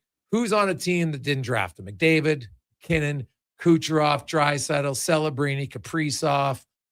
Who's in there? Scheifele, Boldy, Robertson, Marty Natchez. I guess he'd be the one. He got traded. Right? He'd be the one. Pasternak, Bouchard, Kyle Connor, Jack Eichel. So 3 of the top 15 guys have been traded. Rantanen, Natchez, traded for each other, and Jack Eichel. So it's, then you go even deeper. Nick Suzuki, Tim Stützle, Tage Thompson, Wyatt Johnson, right? Most guys, homegrown, the top end guys. So yeah, that's where you got to get them. But once you get a few, you don't need 8. You kind of need 3, right? 3 or 4, and away you roll. And that's what works. Coming up, we are later on, we're going to go to New York because the Islanders had a crazy day. They made some big trades, but they acquired Braden Shen from St. Louis, who makes $6.5 million for another 2 years, who's like an ideal third-line center. And then right after the trade deadline unofficially ended at 1:00, they announced that Pajot had been re-signed to 3 years at $4.85 million. So now they got Pajot, you got Shen, you got Bo Horvat, you got Matt Barzal. Are you going to play your 4th-line center? $4.85 million. One of them going to play the wing. And they also got Casey Zizekas. Like, they got a lot of depth. Good for them, but it's kind of a bit of an odd one. So we'll touch on that and more. Shane Willis joins us. We'll preview the Hurricanes next on the Gregor Show, presented by PlayAlberta.ca. Edmonton, did you know a local Play Alberta winner scored over $500,000 on Mega Jackpots Ocean Bells? Think about the season tickets you could lock down with that kind of cash. From major casino winners every hour to jackpots worth millions and hundreds of popular games to money that stays in the province, there's never been a better time to sign up for Play Alberta. Download the app today to get started with casino, sports, and lottery all in one app. Must be 18 plus to play. When you gamble, use your game sense. Hi, Mike here from Northgate Chevrolet Buick GMC. March Madness is finally here. If you've been waiting to get into a new or used vehicle, now is the time. This is a mega sale, plus the grand opening of our all-new Autoplex, a massive indoor showroom. No iPads, no patio sets, no trips to Vegas, just a good deal. So stop in and see us today, 13215 97th Street, or visit us online at northgategm.com. You're in Northgate country. And here comes Action Electrical Service Team sprinting onto the scene. These are your first responders for any electrical emergency. That's right. With their fleet of service vans and specialized gear, they assess, they service, and maintain electrical lighting and automation systems. They're all about rapid response. Quick diagnostics and repairs to restore power and safety fast. Hire the Action Electrical team to bring home a win for your project. Visit actionelectrical.net. Craving a dining experience that rises above the rest? Head to Summit Restaurant in the Silent Ice Center, just minutes from South Edmonton Common. Savor exceptional house-made pizza, delectable entrees, and expertly crafted cocktails in a stylish, modern atmosphere. Perfect for a casual meal or a special night out. Summit offers a refined experience where every bite and sip reflects our dedication to quality. Elevate your dining experience. Make Summit Restaurant your destination tonight. Don't let equipment failure stop you cold. At AWS Welding in Nisku, our factory-trained service techs are on hand for all welding equipment repairs. We're a full warranty center for Miller, Lincoln, and ESAB, and we service all makes and models. Proper, regular service extends the life of your gear and keeps it running at peak capacity. Don't wait for a breakdown. Book your service appointment today at aws.ca. AWS Welding. Our welding keeps you working.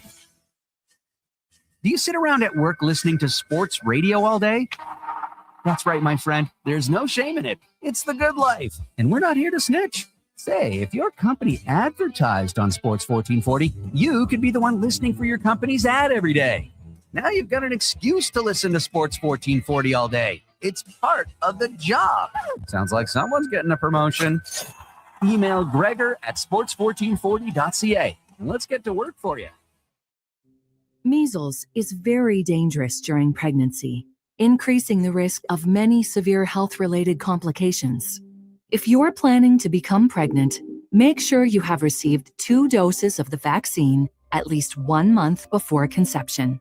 Don't get measles, get immunized. Visit alberta.ca/measles to find out if you're up to date and what to do if you're not. A message from the Government of Alberta.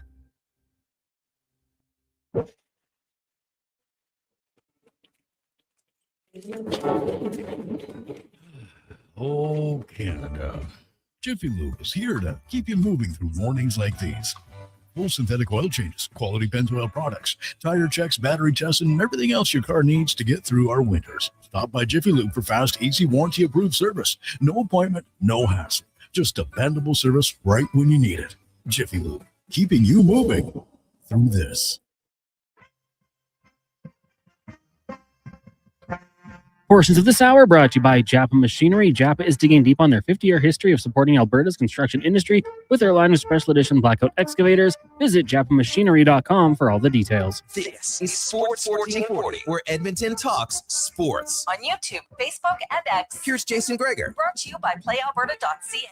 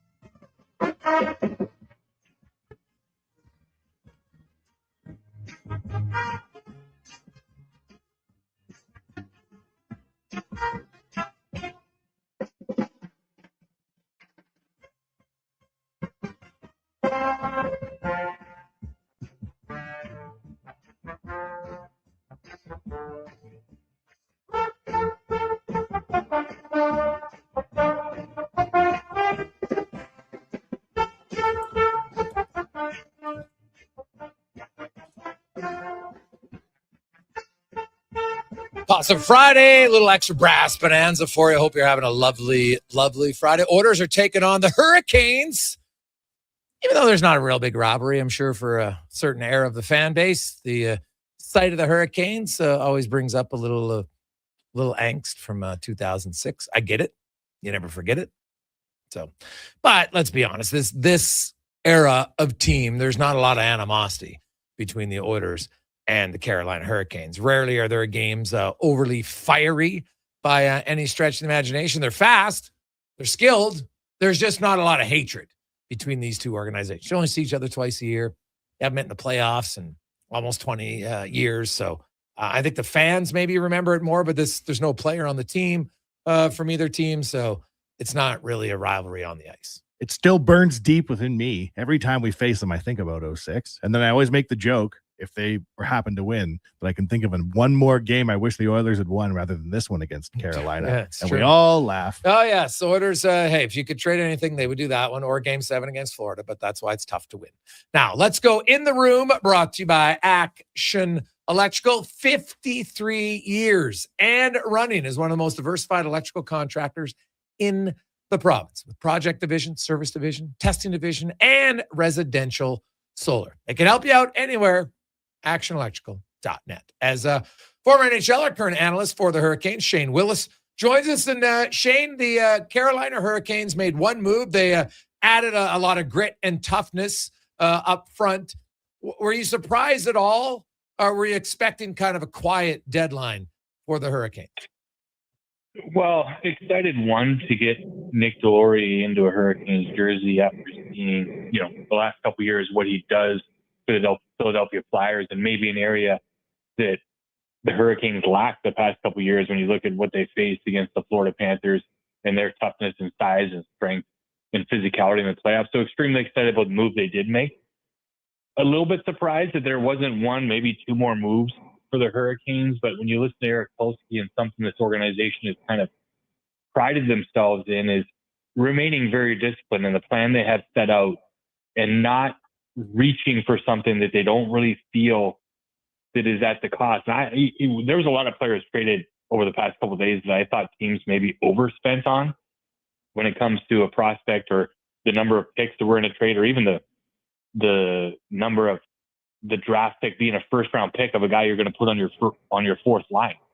So I think the Hurricanes remained disciplined and didn't overreach for something that maybe someone was trying to, fleece the covers for on them, because they believe in the young talents they have in Chicago. They believe in picks they have upcoming, and they kind of remain steadfast in that. As a fan, would I have liked to see maybe another move? Sure, because you're always trying to get better. You're always trying to improve when you make the march into the playoffs and trying to make a run at a Stanley Cup, without a doubt. The Hurricanes have been one of the most consistent organizations for the last decade. They play hard, they play fast. They're very consistent and committed in how they play. You look at their team, and they made some moves this year. Of course, Keandre Miller has come in. Give me your thoughts on Alexander Nikishin, the big hulking defender, the rookie, and kind of how his whole season's gone for the Hurricanes.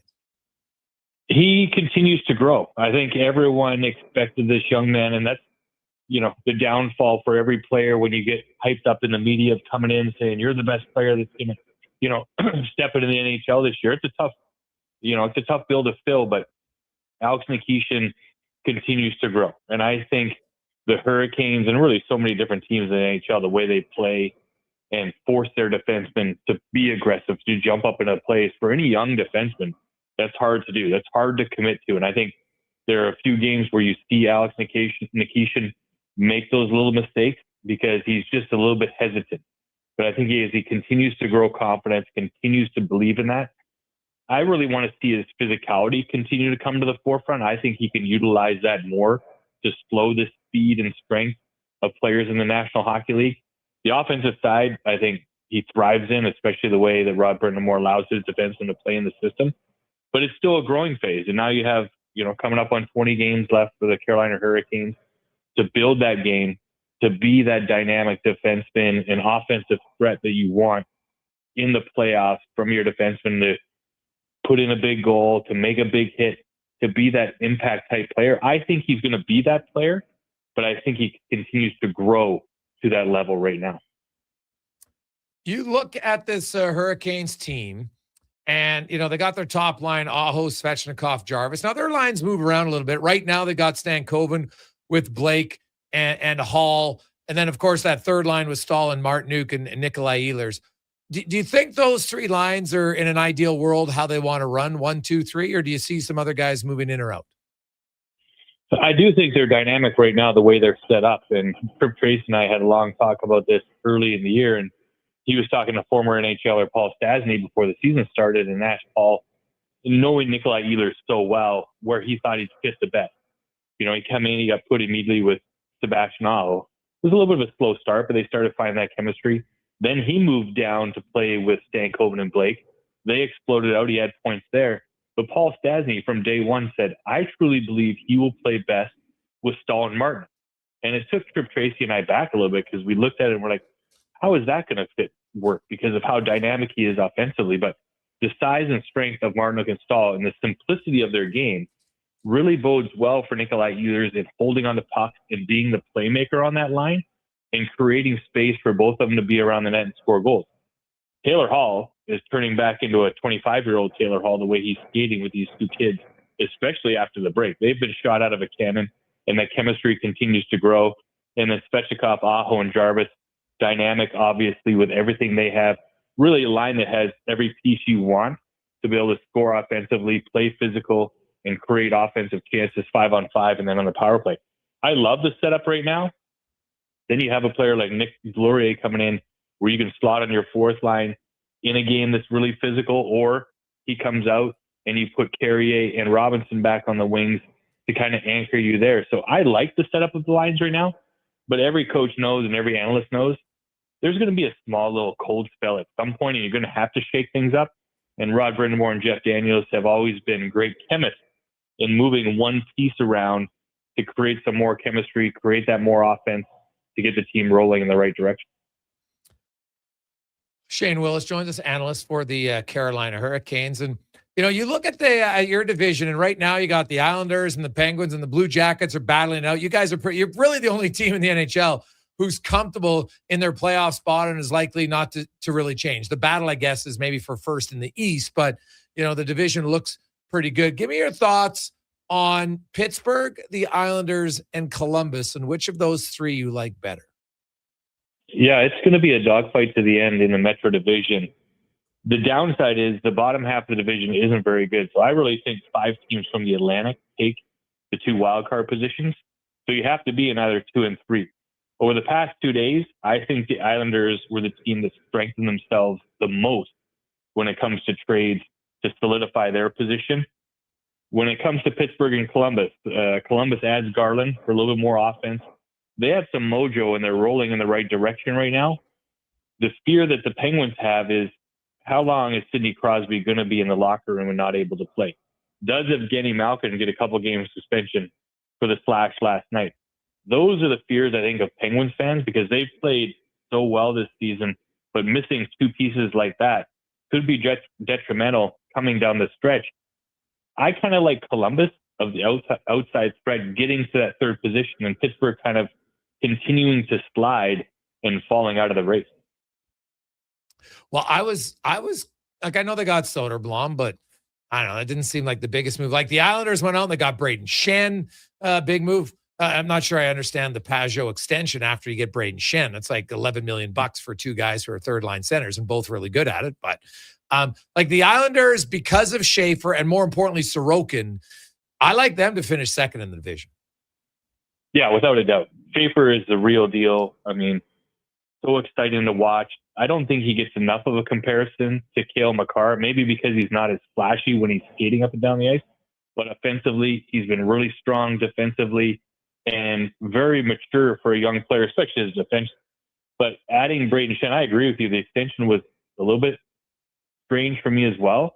But does Braden Shen all of a sudden say, hey, I'm going to play the wing and not play center in those situations? And the Islanders definitely are making moves, because the kryptonite for them the past few years has been the Carolina Hurricanes, and they haven't been able to get past them. The Hurricanes have had their number. So they went out and added pieces to kind of make that push. But I agree. I think they are a solid number 2. But you talk about being comfortable. The Hurricanes shouldn't be too comfortable because they're going to make a run. You don't want to see the Islanders start creeping up to where they're fighting you for first place.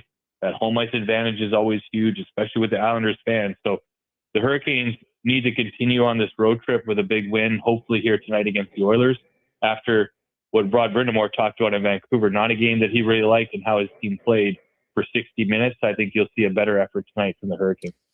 They're taking on the Oilers. Jordan Staal, one of the best third-line centers in the league, one of the best third lines with Martin and Ehlers. And it was Jason Dickinson, who the Oilers just acquired. It's something they've needed, was a third-line center that they can place. Not always, because McDavid and Draisaitl play enough that, it's not like they're going to never see the other team's top players. But if you have a third line that can take away 3-4 minutes a game from your top guys, then Sebastian Aho, it just frees him up to do other things. Dickinson had a very interesting comment, Shane, how he said, man, the thing I love about my job is when I can sense the other guys are frustrated. I got to think Staal has a very similar approach in, he gets his kind of a dopamine hit when he's shutting down the opposition. Yeah, he does it so well. So consistent. I think if you ask any player in the Hurricanes locker room, describe Jordan Staal in one word, it's consistent. And it's a daily thing when he comes into work that he's going to lead by example. He voices his concerns in the locker room if they're needed. But he is such a great leader on the ice, the way he works, the way he competes, and it starts inside the faceoff circle. I think Dickinson's the guy the Oilers got to try and win more faceoffs and get that key puck possession time. Jordan Staal is that exact player for the Carolina Hurricanes, and he does that on a nightly basis. And he and Jordan Martinook and obviously Nikolai Ehlers enjoy shutting other teams' top lines down. It's a little harder for Rod to get the matchups he wants on the road, obviously. But Jordan Staal, the one asset that has come back to him, and we talk about players playing youthful, he's finding the back of the net this year. He's getting time on the power play, and that's a big piece of why the Hurricanes' power play has come back up now, too. He's been so good defensively, and now Rod Brindamore says, I need to win faceoffs in the power play and put that big body in front of the net. He's been finding success there, helping the Hurricanes' power play score big goals. And again, finding joy on both sides of the puck now this year by scoring goals and shutting down other teams' top line. Shane, always great to catch up there, man. We'll see you at the rink. Enjoy the game tonight. Yeah, I appreciate it, sir. Have a good one. There you go. That's Shane Willis from Carolina. The Hurricanes, they're obviously very good. And right now, you watch that second line right now with Stankoven, Blake, and Taylor Hall looks like he's healthy again, and he has been flying for the last few months for the Carolina Hurricanes. And then that third line, Staal will probably get a little bit of McDavid and Draisaitl tonight. Like this is, but at the same time, I wouldn't mind seeing the Dickinson line match up against them. Like you're obviously going to get Dickinson against Sebastian Aho's line at times for sure. But tonight would be one of those nights where you'd probably rather say, hey, we'll go McDavid versus Aho, Draisaitl versus Stankoven, and Dickinson versus Staal. That's what you'd want tonight if you're if you have last change. Interesting to hear old 25-year-old Taylor Hall is back on the ice again. Hey, we remember that guy. Oh, hey, Hall was a lot better. I think he's one of those players that I think got a worse. Like the guy won a league MVP when he left Edmonton. He's a pretty damn good player. And, injuries have always been one of his, unfortunate parts that hold him back. But when Taylor Hall's in his game, he's still one of the most dynamic players in the league just because he's such a good skater. Like, and he's reckless and that works for him and against him sometimes. But he can definitely move. Quick break. We will return. Jason Gregor, Wanye Gretz with you. Sports 1440. We'll get to, we got the stat of the day. We got Craig Button. We'll hear more from the local guy, Colton Dock, here on the Gregor Show, presented by PlayAlberta.ca. Cantork has turned 25. That's right, 25 years of building tools so good, they practically torque themselves. Hard work and innovation equals problem solved. See our latest designs at cantork.com. Whether you're a craft beer connoisseur or more of a wine aficionado, there's always something new to discover at Sherbrooke Liquor, a unique, family-owned, independent liquor store. The selection? Incredible. The non-alcohol section is also very impressive. Sherbrooke Liquor, expert, knowledgeable staff with a passion for unique finds. More than just a liquor store, we're a community. Alberta's best, the one and only Sherbrooke Liquor. Wine, spirits, and oodles of beer. Visit SherbrookeLiquor.com. 60 years ago, we started selling trucks as Western GMC Buick. Today, we are Wolf GMC Buick. We're still located on the corner of 184th Street and Stony Plain Road with the same ownership for over 2 decades. Our customers have trusted our family-owned, community-driven business. And for that, We are thankful. If you're looking for a truck or SUV, pop in and one of our seasoned professionals will get you a great deal, hassle-free. Come trust our team at Wolf GMC Buick. Wolf GMC Buick. We're making it easy. Okay, how about you give us your star winger for a bag of pucks? What if I throw in some Will Hawk beef jerky? Yourself a trade. With Will Hawk Beef Jerky on their side, the Alberta teams definitely have an unfair advantage this trade deadline. Pick up some today and use it for trade leverage in your fantasy league. No way, man. It's way too good. Will Hawk Beef Jerky, only available in Leduc. Get yours today because you don't win trades with salad. The longest running basketball show in Canada airs every Saturday morning at 10 on Sports 1440. Hoop City with Paul Sir introduces a new generation of basketball talk, and it's right here on Edmonton's home for sports, Sports 1440. At Leading Edge Physiotherapy, healing doesn't have to feel heavy because in our SwimX aquatic therapy pools, you literally float your way to recovery. Whether you're dealing with arthritis, back pain, joint injuries, post-surgical rehab, chronic pain, balance issues, mobility challenges, or just feeling a little creaky, warm water and gentle resistance have your back, your knees, and your hips. Trusted by pro sports teams and rehab hospitals, our SwimX pools help you move sooner, hurt less, and recover faster. So take the load off. Let the water do the work. Life shouldn't hurt. LeadingEdgePhysio.com. Action Electrical Solar Team is now making a play for sustainability and savings. They're specialists in powering up for a greener future. That's the strategy. Designing and installing high-efficiency solar panels. They're helping homes and businesses combat rising utility costs by harnessing the power of the sun. A smart move for efficiency and the environment. Hire the Action Electrical team to bring home a win for your project. Visit actionelectrical.net. NHL Star Sticks are back at McDonald's, and we're celebrating by going bigger. Make that smaller, way smaller than ever before. Collect the set and get one of 7 mini sticks with every NHL Star Sticks meal. Featuring McDavid, Matthews, Quinn Hughes, Makar, Celebrini, Reinhardt, and Montembeau. So get yours while they last. 1 stick per meal purchase. Limited time at participating Canadian restaurants.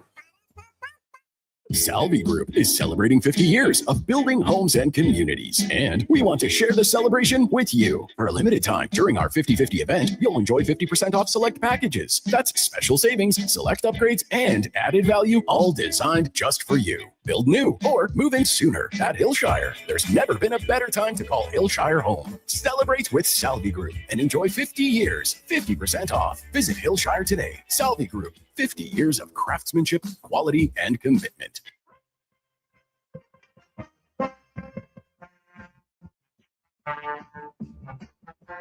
Portions of this hour brought to you by Papa John's. For a limited time, get your favorite large specialty pizza from Papa John's for only $19.99. Use code LSPEC at papajohns.ca or on the Papa John's app. The Jason Gregor Show, the best of Edmonton sports talk and beyond. This is Sports 1440. Presented by PlayAlberta.ca, Alberta's only regulated online gambling website.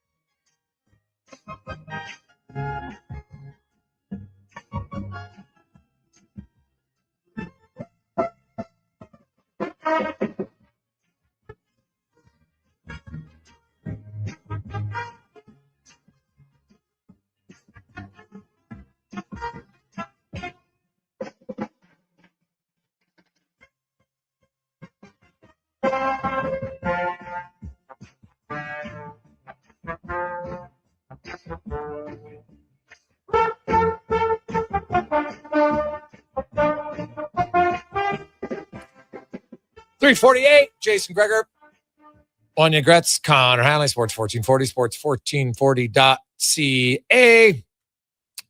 It is game day. And you know what? We got a pair of sweet seats we're going to give away, but we're going to play a fun little contest today. Very easy contest that will include Sports 1440 and our YouTube page. So this is what you're going to do. You can go to the YouTube page and you hit the subscribe button. When you hit the subscribe button, take a picture, screen capture it, send it in to us. And then we're going to pick somebody who has subscribed to our YouTube channel today. And by the way, these are great seats. Row 18 tonight. So was it Paul who donated them, Con Man? It was, yes. Yeah, so thanks, Paulie. So there you go. All right, so if you want to go to the game tonight, make Declan's day by hitting the subscribe button at the Sports 1440 YouTube page. So there you go. And then, everybody knows how to screen capture. It's pretty simple. You'll see it. Text it in 833-401-1440. We'll give people some time because maybe you're driving, you want to get home. Don't worry. We'll do the draw at 5 o'clock. So anybody in the next hour who hits the subscribe button, you can enter yourself in the draw. Pretty easy. I'll even send them the link, Gregor, if they want. Oh, there you go. So yeah, text in, Cons will send you the link, or you can just find it yourself at YouTube. So either way, pretty easy. So there you have it. Now, we mentioned young Colton Dock, who is going to play his first game as a member of the Edmonton Oilers. Of course, from Fort Saskatchewan, has to be pretty fired up. Hey, you're in the NHL. That's a big deal. Then you get to play for your hometown team. Now, when I say hometown team, because there was no NHL team in his hometown, but it's the closest one, right? And it's fantastic. That's what you want. So here is, of course, pride of the Fort Saskatchewan, played for the Rangers, U15 and U18 teams. Then, of course, went to the WHL, played for the Blades and the Rockets, finished off with the Seattle Thunderbirds, played for Canada at the World Juniors. Right? People might, it's a pretty good player. Right? Like, I couldn't believe, nothing gets my blood boiling more than ignorant people. And when this guy's a fringe NHLer. He's a rookie player. It's a second-round pick. He's in the NHL. He's already played 78 games. How can you call someone a fringe NHL player when they're just a rookie? You don't know how good he's going to be. I don't know how good he's going to be. Right? I try not to have unrealistic expectations. But when I see the size and the ability, this guy could, he could score. As I mentioned, he had 52 goals in his last 104 WHL games. Right? Played for Canada at the World Juniors. He's got some skill. Right? He's spent some time in the American League, parts of 2 seasons, which I think is great experience. And now he's in the NHL. And tonight he'll play his first game as a member of the Edmonton Oilers. And first, just talked about how he found out he was getting dealt. It was just at dinner. I started getting some texts from some guys I haven't really talked to it a little bit, and I was just there asking if it's true and checked Twitter, and then I got a few phone calls. So pretty crazy moment. Oh God, yeah! All of a sudden, some buddies you having, hey man, you're coming home. That's now. And speaking of that, I do have a quote that I'm going to read from Bill Guerin about it. So interesting. And Doc just talked about the opportunity here for him in Edmonton. Yeah, I think it's a great opportunity. Super excited to be here. I think just kind of try and bring some physicality, some energy, use my size to my advantage. I think knowing my game and just using my assets to my advantage. Big guy, 6'4". I'll say this: the order when you go, if you're going to the game or you're watching the game tonight, you're going to look. So Stastny comes out of the lineup, Murphy comes in. It's a significant size difference, right? Doc comes in. Big guy, bigger than Lazar, who was, played in one of the last games. He's hurt. And Curtis Lazar is a decent-sized guy, but Doc's a big dude. Then you throw in Dickinson. They've added some size. They've obviously added speed in Dickinson. They've added physicality in Doc, and they've added defensive acumen in Murphy and Dickinson. Now, again, these guys aren't going to magically solve all the problems of the Oilers. Murphy and Dickinson should help on the D side, but it's going to come down to the Oilers' top guys, or top 2 lines, they got to be better defensively. The whole team does. Right? Not just a few guys. The whole team does. But their top guys, on the ice for way too many goals against lately. And just having more defensive conscious guys, I think that can spread. When you see the guy always on the right side of the puck and how he's playing, you're just like, all right, he can match that. Doc talked about just You know what? He actually changed his Instagram picture. I noticed the Oilers tweeted that out. That he changed his Instagram picture to when he was a kid in his Oiler jersey, and he had the old I don't even know what that one's called. The old blue one, the McFarland jersey. That's what I called.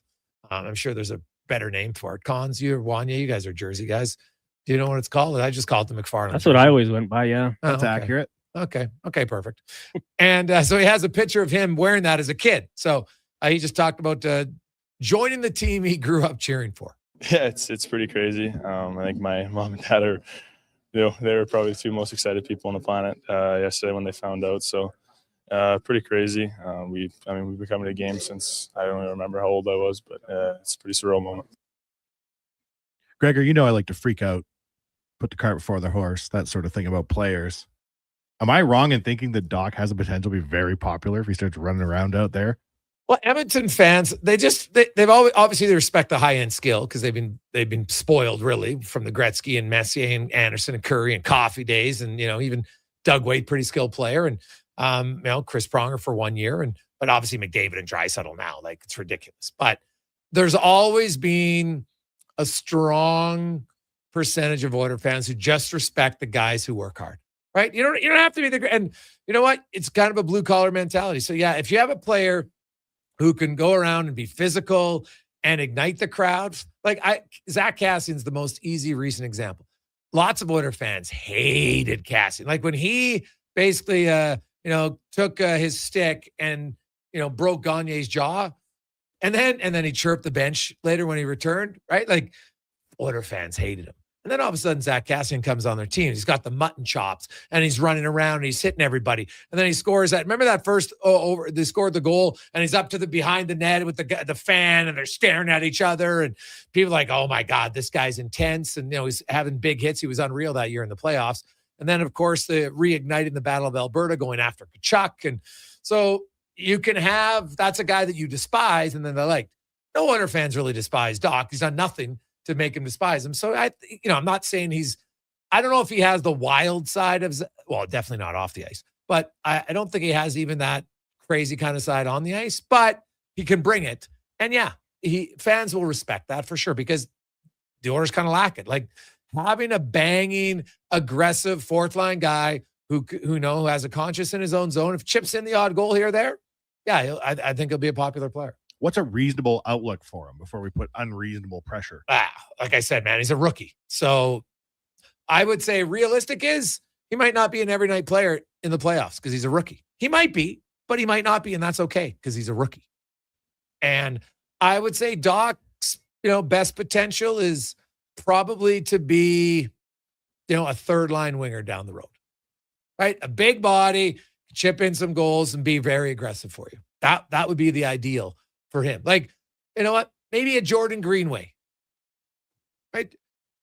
If he could become a player like that for the Edmonton Oilers, and Greenway, because Greenway had the skill and the ability, it was his consistency, right? But he scored, double-digit goals 3 times in his career, battled some injuries, so obviously you'd want to stay healthier than he has. But that's kind of what I look at. Like, he was a second-rounder, like late 50s, I think. Doc was a second rounder, like 62nd, something like that. So I would say a Jordan Greenway. I always try to have like a realistic comparison. I'd love him to be higher, but if he could be that, that's a solid NHL player. Greenway's played, I think, 500 NHL games. So yeah, that would be unreal for him. And Doc had one final comment just on the physical side of his game and, how that helps him. For me, I think a lot of it's probably in the forecheck, trying to wear a defenseman down. I think if you get on them early enough in the game, they're not really going to want to go back for pucks, trying to wear them down. When there's a chance to make a big hit, you make a big hit, you follow through with it, and just kind of use my size. Hey, Gregor, if Nurse's nickname is Doc, what are they going to call Colton? From Dave Q. I'm going to guess Docker. I'm just going to go on a limb here. You know how those hockey nicknames are. So, you get the odd one like Doc from Nurse, sure. But yeah, probably Docker. I'm just going to guess. I have no idea. But that would be my initial guess on that one. Coming up in the next hour, Craig Button is going to join us and more as we get to the Gregor Show presented by PlayAlberta.ca. Here's the Con Man and a Sports 1440 update brought to you by Fountain Tire. Tires, wheels, oil change, vehicle repair. They do it all. One-stop shop, fountaintire.com. This is the Sports 1440 update. The NHL trade deadline is come and gone. The Avs bringing back Nazem Kadri from the Flames for a first, second. Victor Olofsson and Oil King Max Brand. The Sabres acquiring Tanner Pearson from Winnipeg for a 7th-round pick, while Ryan Strome was traded to the Flames from the Ducks for a 2027 7th-rounder. Also, Scott Law to the Kings for a 3rd-round pick. Justin Falk traded to Detroit for a 1st and a 3rd. St. Louis, as well as Justin Cole. Also, Braden Shen to the Islanders for a 2026 1st, 3rd. Jonathan Drouin and Marcus Gidlaw. And earlier today, Corey Perry heading to Tampa from LA for a 2028 2nd-round pick. On the ice tonight, the Oilers taking on the Hurricanes. Puck drop just after 7. Pre-game coverage with Andrew Walker gets going at 6 right here on Sports 1440. He's also got the Panthers and the Red Wings. The Stars host the Avs. Canucks taking on the Blackhawks. Ducks, Canadians, Wild, Golden Knights, and the Sharks hosting the St. Louis Blues in the association. Mavericks head to Boston. The Hornets will host the Heat. Pelicans taking on the Suns. Clippers and the Spurs meeting San Antonio. And the Lakers up against the Pacers.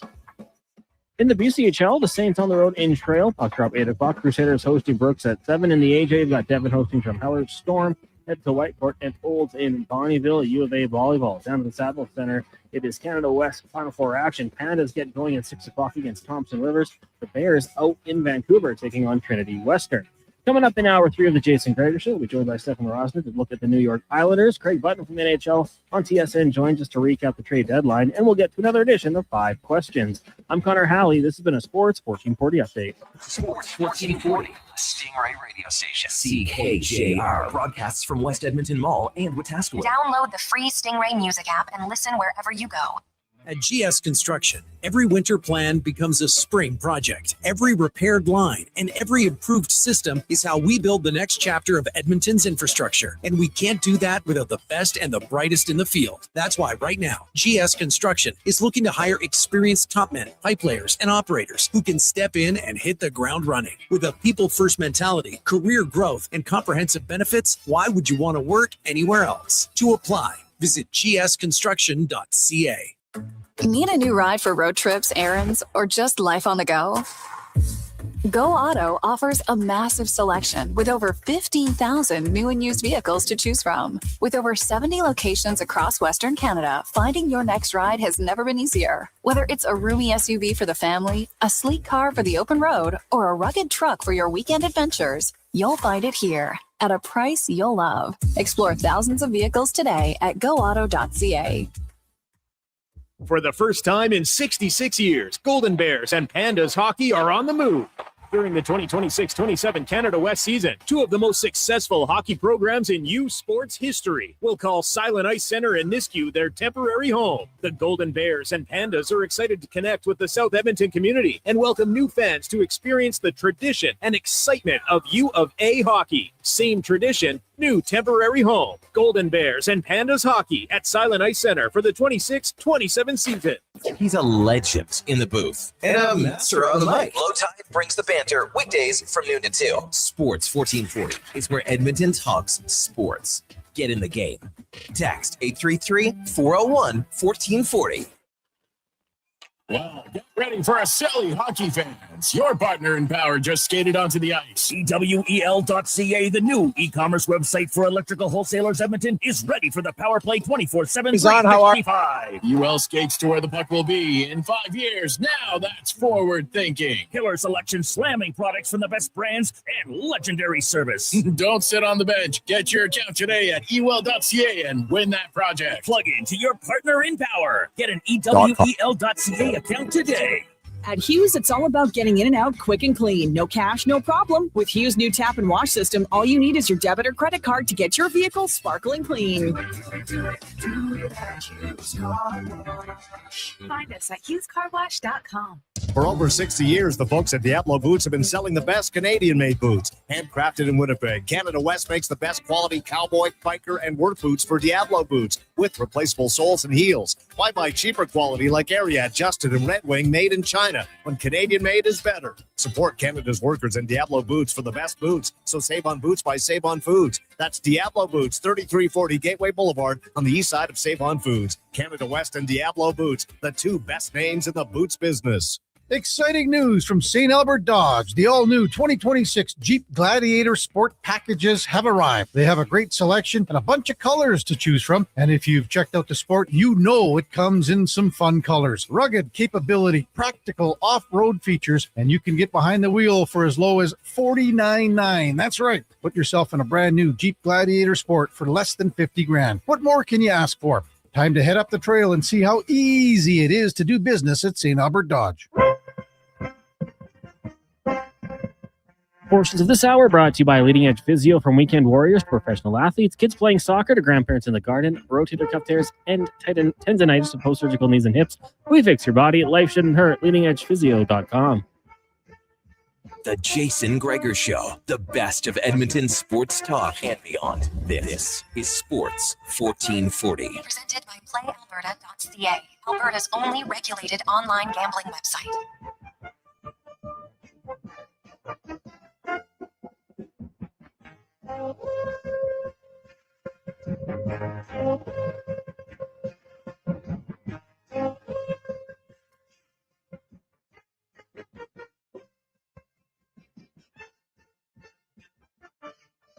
Positive Fridays. We make our way through. It's been a busy day. We should probably recap for those of you that have lives and you got to work all day, which, kudos to you, right? Not just get to play around and hit refresh all day on the trade deadline tracker, but we should probably update it for you if you missed some of the deals today. But one of the biggest ones came down later. Nazem Kadri is now a member of the Avalanche. Victor Olofsson, Maximilian Curran, of course, plays for the Edmonton Oil Kings. He's out with an injury. He's probably done for the year. And then a first rounder in 2028 and a second rounder in 2027 going to the Flames. He also had the Blues trading Braden Shen to the Islanders for Jonathan Drouin, a first and a third rounder, and then a goalie prospect in Marcus Gidloff. So I'm not sure if that's just a roster number or not. Tanner Pearson was traded late in the day to the Sabres for a seventh rounder going to Winnipeg. The Sharks traded Timothy Liljegren to the Capitals. So the Caps did trade John Carlson very early this morning. If you missed it, to the Ducks. And then they wanted to get Liljegren back to try to see if they can stay in the race in the Eastern Conference. The Detroit Red Wings landed Justin Falk. Going to the Blues, Justin Holl, as well as Dmitry Buchelnikov, and then a first rounder in 26 and a third rounder in 26. So those are some of the bigger deals, and we can get you to probably I can run down all the other trades in a bit, but there's a lot. The Islanders, of course, I mentioned the Shen trade, which is a big one, and we will get to our trade report brought to you by Legacy Heating and Cooling, home of the no payments, no interest for 1 year on your furnace. Stay warm all winter. LegacyHeating.ca. And not only did they make a trade, they made an interesting signing. We'll get to that in a second. But from the Hockey News and NHL.com, beat writer for the New York Islanders, Steven Rosner joins us. And Steven, busy day for you, my man. The Islanders, they got a lot of third line centers now, and gritty guys. Braden Shen comes in. They lock up Pajot for 3 more years. Those two combined are over $11 million. And with Cizikas, not to mention Horvat and Barzell, which center do you think is going to move to the wing? Yeah, I think right now Matthew Darsh, we just spoke with him about a half an hour ago, and he says the plan is to start Shen at center. I think you'll see Callum Ritchie, who the Islanders got in the Brock Nelson deadline deal last year. He'll go to the wing, but the great thing for the Islanders is, one, you can have too many centers, and now they can have the ability to mix and match in games, on face-off, D-zone, all those things. So, yes, I think Shen will start at the middle, Rich will go to the wing, but they have a lot of flexibility with their lineup right now. Yeah, now the Islanders have been playing, pretty well as of late. They're in a dogfight. The Penguins, you got Columbus nipping at their heels a little bit. And I like the fact that they went out there and, sent a message to their team that, hey, we feel that we're now in a window to be a competitive team? Because Schenn isn't just a rental. He's got multi-years left on the deal. What was your initial reaction when you saw the trade? My initial reaction was, this is probably not good news for Jean-Gabriel Pageau. The original deal did not have Jonathan Drouin going back the other way. It was just picks and a prospect going back. So you're thinking maybe the Islanders talk to Pageau. They couldn't come to an extension. You got Schenn as a security blanket, and you go through the rest of the year. But once you learned the entire deal and you saw that Jonathan Drouin, who had gone no goals in his last 38 games, had no confidence, was going back the other way. He was on a first year of a 2-year deal worth $4 million annually. They said, okay, the money works. Then you look at Schenn, you kind of look at his game, and Matthew Darts talked about the snarl. Face-off, he's 52%, his ability to fight. All those things that Darts wants in a playoff push in the playoffs. A guy that stands up for his teammates, a guy that has performed in the playoffs. So I think as more information came out, you start to say, okay, this makes a lot more sense. Now, again, Shenn's a guy that's going to fit in. We don't know where exactly in the lineup, how the lines are going to operate. But yeah, I think Darts wanted to reward his team. That was clear a couple of weeks ago. And the last 2 games against Anaheim and LA on this 4-game road trip to start the 2 games, the Islanders looked terrible. They looked jet lagged, and you thought, I wonder how this impacts them. I wonder how much Darts maybe says, you know what, I don't want to go out. Maybe I'll find a cheaper deal. But the money works. Darts is a guy that really understands the cap. He saw this as a way to unload some cap with Drew and have money for the summer, but also he didn't want a rental. Darts said, I don't want to do rentals, and said Schenn is excited for now, but also this kind of is a gap, a bridge to when the Islanders have prospects that are ready to turn pro and get them into the system. So all in all, yes, the Islanders definitely wanted to add a top 6 forward. Matthew Darts said they kicked tires on a handful of guys that just couldn't get a deal done. But I think it's a really smart move. It allows them flexibility, and you get a really good player who also knows a couple of these guys, Barzal, Horvat. So I think it's a great move. I think the market for top 6 forwards is really tough, astronomical prices. You look at Kyrie, you look at Thomas. So overall, for Darts' first ever deadline as a GM, I think it's a solid one. Now we just have to see if it pays off. And Braden Schenn won't have to wait long to face his former teammates. The Islanders are in San Jose tomorrow, and then they are in St. Louis next Tuesday. And I know some players, it depends. It's like, man, I want to get it over with. And others like, God, I don't want to do it right away. It can be tough. But, they've got 2 games in their next 7 days. Like it's an ideal time to bring in some players to have a little bit of practice time for him to get acclimatized to the team. Yeah, of course. And I think it's really important. Also, they were staying at the same hotel as the Blues. So it was a quick walk for Braden Schenn to go find Darts and Matt Martin and the whole team and get acclimated. But it sounds like he knows these guys. And I think the good thing about Schenn is he's a smart hockey player. Most centers are obviously with the IQ, but I think he's going to fit in seamlessly. I think he understands exactly what the Islanders want from him, get on the forecheck, playmaker, things like that. But I think the other key here is, Callum Ritchie, like I talked about before, the Islanders got in the Brock Nelson deal. He's kind of struggled a little bit as of late. And if you're going to put Ritchie on a line with Schenn, I think it helps so much learning about the face, taking that face-off pressure off of him and just learning what it means to be a pro and bringing in a winner. So I think that benefits Ritchie, and I think it's going to benefit the entire lineup. You mentioned Matthew Schaefer and this window to win. It's changed. Maybe I think Darts really wants to try to, become a cup contender over the course of his 3-year ELC, and a guy like Schenn certainly helps. I don't think the Islanders are contenders with Schenn deal, but I think it's a key acquisition. I think he's going to fit in seamlessly. Steven Rosner joins us talking the Islanders, of course, their big move today as they acquire Schenn. Kyle Palmieri, Pierre Engvall, Alexander Romanov. They're all on LTIR. Same with Varlamov. Are any of them eligible for the playoffs? Anything expected before the playoffs? So we had first been told that Alexander Romanov for shoulder surgery was going to be out until the mid-round of the playoffs. But I asked Darts and said, is there any updates? Because when we were on Long Island, he was skating every day, and Darts actually said the timeline's moved up, and there's a chance that he might be ready for the start of the playoffs.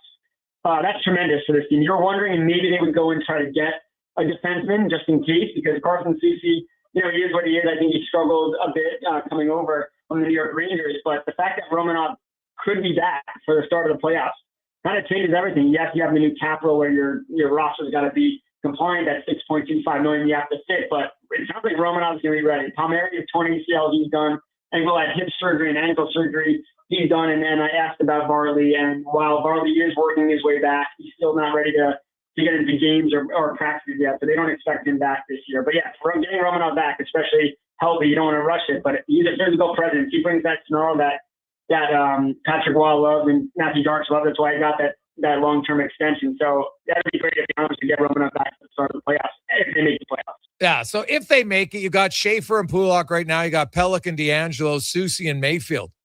If Romanov's ready, which of those 6 D-men comes out?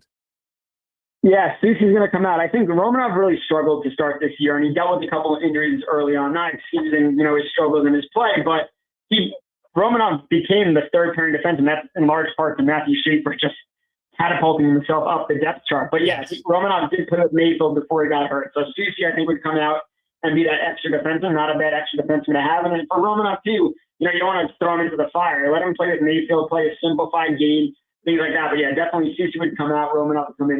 Schaefer and Pulak have been fantastic. And you got to give Tony DeAngelo credit. He's been fantastic as well in his first full year with the Islanders. Adam Pelech looks like the Adam Pelech we saw a couple of years ago, where he's just a shutdown machine. So the Islanders' D definitely gets better when Romanov back in, especially a healthy Romanov. Looking now that the Islanders, the roster's set, they know where they're at. Sorokin's played great. Bo Horvat, I think they got a lot of guys contributing to that team. You mentioned that, maybe coach didn't love their most recent games here against the Ducks and the Kings, which resulted in back-to-back losses. But the Islanders, for the most part, haven't had a funk here. It's only 2 games. But what do you think's the key for them now when they get back to the Sharks tomorrow night? What do they have to do to get back in the winning track as Columbus just keeps winning?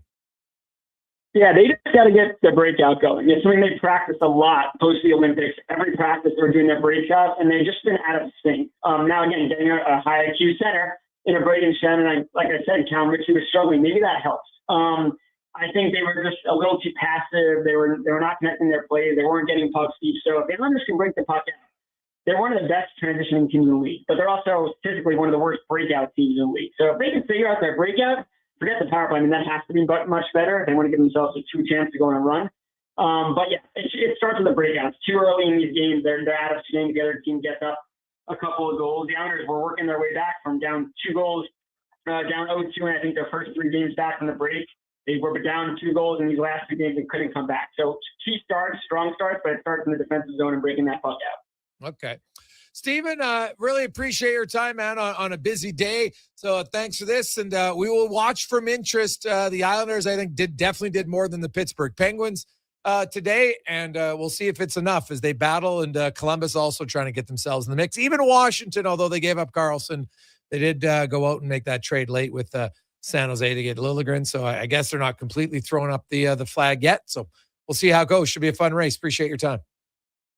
Thanks so much, guys. Have a great one. Stephen Rosner joining us from Long Island. And so Braden Shen, if you look at their center depth, you're going to play Barzell on the wing, then they got their centers for the next few years.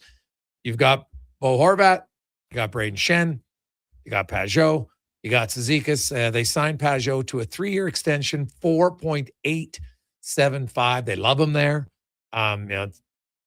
Pretty big ticket for a guy who doesn't score that much anymore, but he's very good on draws, very good penalty killer, good on faceoffs. Chips in and up. He's probably going to score his 17, 18 goals. So I guess as a third liner, that's actually pretty damn good now that I say that. So he's been pretty consistent. Like, I know the one year he had 24. That was obviously kind of the outlier of his career, but he's had a lot of 18s and 19s, 14 goals. So been pretty damn consistent. So he just signed that deal. He'll be, he's 33 so 33, 34, 35. So not crazy for a team that's not really against the cap. Their one big extension, obviously, in 2 years will be the youngster, Matthew Schaefer. But his new deal won't kick in until the final year of Pajot's deal. So by then, God, who knows what the cap will be. Although, will teams be spending to the cap? I think you're going to see a little change next year, NHL fans. It's up to 104. I think you'd be surprised. I don't think the Edmonton Oilers are going to be a $104 million cap team next year when the season. I think they're going to be $3 to $4 million below. So they got a lot of cap space.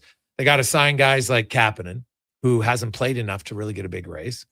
They have to sign Roslovic, who no one signed him last summer. He's had a really good year, but they got him for 1.5. So are you going to go huge on him? Probably not. Then there's Dickinson. and Murphy. None of those guys, I think, are going to command huge dollars. So the Oilers should be in a decent position cap-wise next year. We will take a break. Craig Button will come back, and we will recap the trade deadline today, but also this week. Who do we like? Who maybe surprised us, good or bad, on the Gregor Show, presented by PlayAlberta.ca. Booster Juice is going crazy for hazelnuts. No, not crazy. Nuts. Booster Juice is going bananas for hazelnuts. I mean, there are bananas in smoothies, but that's not the point. Banana juice is booster for hazelnuts. What? Just stop. Booster Juice is going nuts for hazelnut. Introducing the Nutty Monkey Smoothie, Holy Hazelnut Acai Bowl, and Nutty Booster Ball, all made with rich, creamy hazelnut spread. Try them today, only at Booster Juice. Canadian born, blending since 1999. Oil Kings hockey at Rogers Place is family fun that's second to none. And this Sunday afternoon, the team gives back to you. The Fan Appreciation Game is back, one of the biggest games of the season. Fans in attendance receive a scratch and win ticket with thousands of instant win prizes up for grabs. Plus, all the Family Fun Sunday face painting, bouncy castles, and Calmont Kids food combos for $10 or less. Edmonton Oil Kings, Prince Albert Raiders, Fan Appreciation Game. Family Fun Sunday at 4. Great seats at Rogers Place start at only $20 at oilkings.ca. The Price is Right Live is coming to Canada, and The Brick is a proud sponsor. Come on down to The Brick to win big this Saturday, March 7th from noon to 2. Join us at The Brick South Edmonton Common for your chance to instantly win from over $25,000 in prizes, including Brick shopping sprees, TVs, Oilers tickets, and so much more. No purchase necessary. Some conditions apply. See in-store for contest details and exclusions. So come on down to The Brick South Edmonton Common this Saturday. When it comes to sports in Edmonton, Jason Gregor is a must-listen. He brings you the inside scoop with guests from across North America. If it matters in sports, you'll hear it here first. Gregor rolls out weekdays from 2 to 6 on Sports 1440. Missioner Allen Auctioneering's next Calgary, Edmonton, Winnipeg public unreserved heavy truck auction is next Thursday at 9 a.m. with tandem and single axle trucks, including a special dispersal of 3 unused 2024 Kenworth T880 tandem cab and chassis trucks. Info at maauctions.com. Any project, commercial or residential, when you need metal and you want it cut or bent fast, this is the place. Metal Supermarkets. Huge inventory, amazing service, and free parking. Free. That's a pretty big deal when you're saving up for something special. Yep, only 3 more payments and this bad boy's mine. And the 1, and the 2, and Metal Supermarkets, the local convenience stores for. And maybe a little polka too. Southside, West End, metalsupermarkets.com. Missioner Allen Auctioneering's Calgary, Edmonton, Winnipeg public unreserved equipment auction is next Friday at 9 a.m. featuring backhoes, dozers, digger derrick, forklifts, man lifts, wheel loaders, skid steers, telehandlers, turf mowers, plus commercial trailers and more. Info at maauctions.com.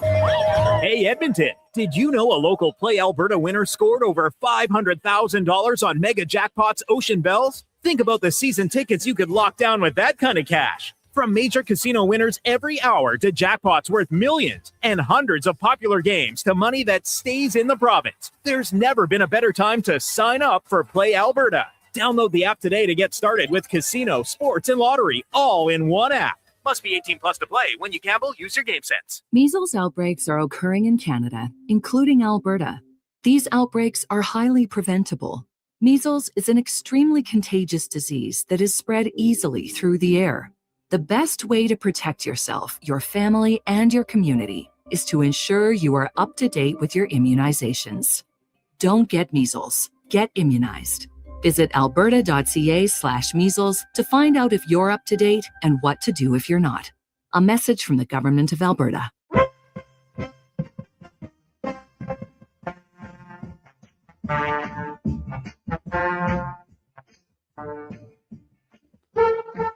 Portions of this hour brought to you by Ewell, helping you finish your electrical project is their goal, from pot lights to electrical panels.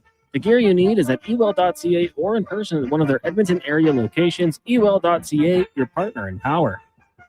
This is Sports 1440, where Edmonton talks sports. On YouTube, Facebook, and X. Here's Jason Gregor. Brought to you by PlayAlberta.ca.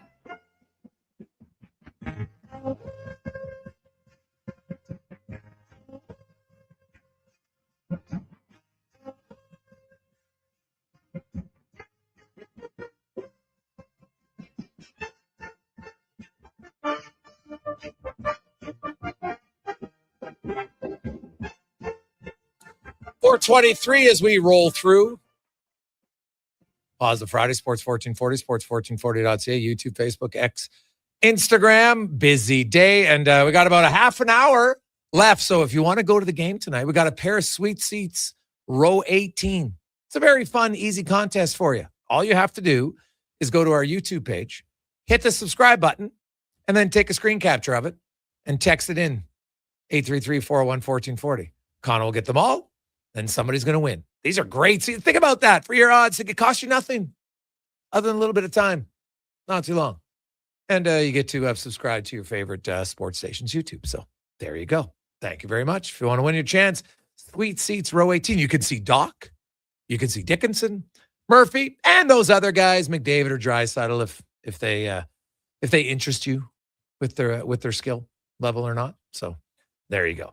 833-401-1440, 833-401-1440, as it's time now to get to our big guest of the day, brought to you by Summit Restaurant in the heart of Silent Ice Center. Looking a great place to eat, just a minute south of Edmonton Common. Get your destination for exceptional house-made pizzas, delicious entrees, and expertly crafted cocktails. And hey, also a great place to watch a concert, curling, and hockey.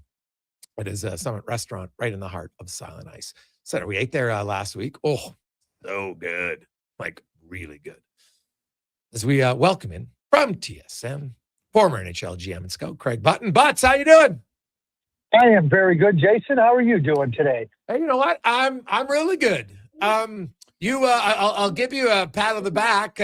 Someone said on our very show, hey, you know what?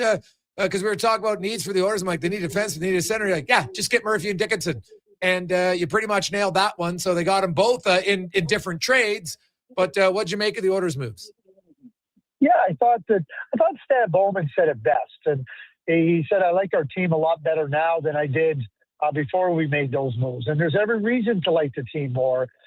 Jake Wallman was acquired last year. And I thought Jake played really well in the playoffs. We know he was injured. But it just didn't seem to be a comfortable fit for him playing on the offside with Darnell Nurse. It didn't seem to get the best out of Darnell Nurse. So you're trying to stabilize that part of your blue line. And I think Connor Murphy is just a steady, capable, smart, competitive player. And I think that's the type of player that can not only benefit Nurse, but if you want to play him there, but it also gets Wallman out of a spot where maybe he's not comfortable and he's not at his best. And that's a step forward now in trying to improve your blue line. Third line center, Jason Dickinson's competitive. He takes faceoffs, kills penalties. I call it sneaky chip-in offense because he's got that. And he fits the DNA of the Oilers with respect to his speed and his skating. So grinding up in that spot. I know he can play the third line center spot, but I want him up the lineup. And I think weaken yourself in different areas when you take Ryan out of that top end. We know how versatile he is. We know how capable he is to move around the lineup. Well, now you don't have to do that with him. And I think you get more players. Adam Henrique moves down. Adam's still a real smart, competitive player. Skating isn't the same. So now he's got less on him. So quickly, you go through what the additions mean. It's not just what those particular players bring and how they play. It's how their fit into certain areas extends to other players, and by that extension to the team. And I think that's why Stan Bowman likes his team a lot better now than he did before he made his moves. And I think it helps the Oilers. I really do. Yeah, I don't disagree with you. Were you surprised the Montreal Canadiens did nothing nearing the deadline? I know they got Phil Deneau a while back, but they did nothing leading up to the deadline. That surprised you? Yeah, what's interesting for me, Jason, and I was in San Jose doing the Montreal game on Tuesday, and they ended up losing that game 7-5 empty that goal. But the mood, the tone around the team, and I'm talking from a media point of view, and they have a good contingent of media follow the team. Was, they don't have to do anything, or why would they do anything? And they're not just going willy nilly. I mean, they got a feel for what's going on.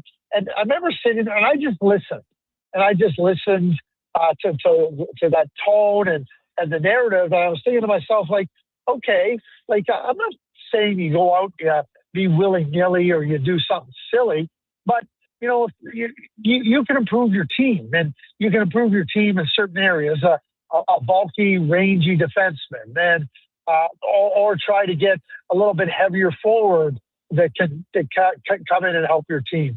And the idea that, like, well, our window's not there, how good they're going to be in a few years.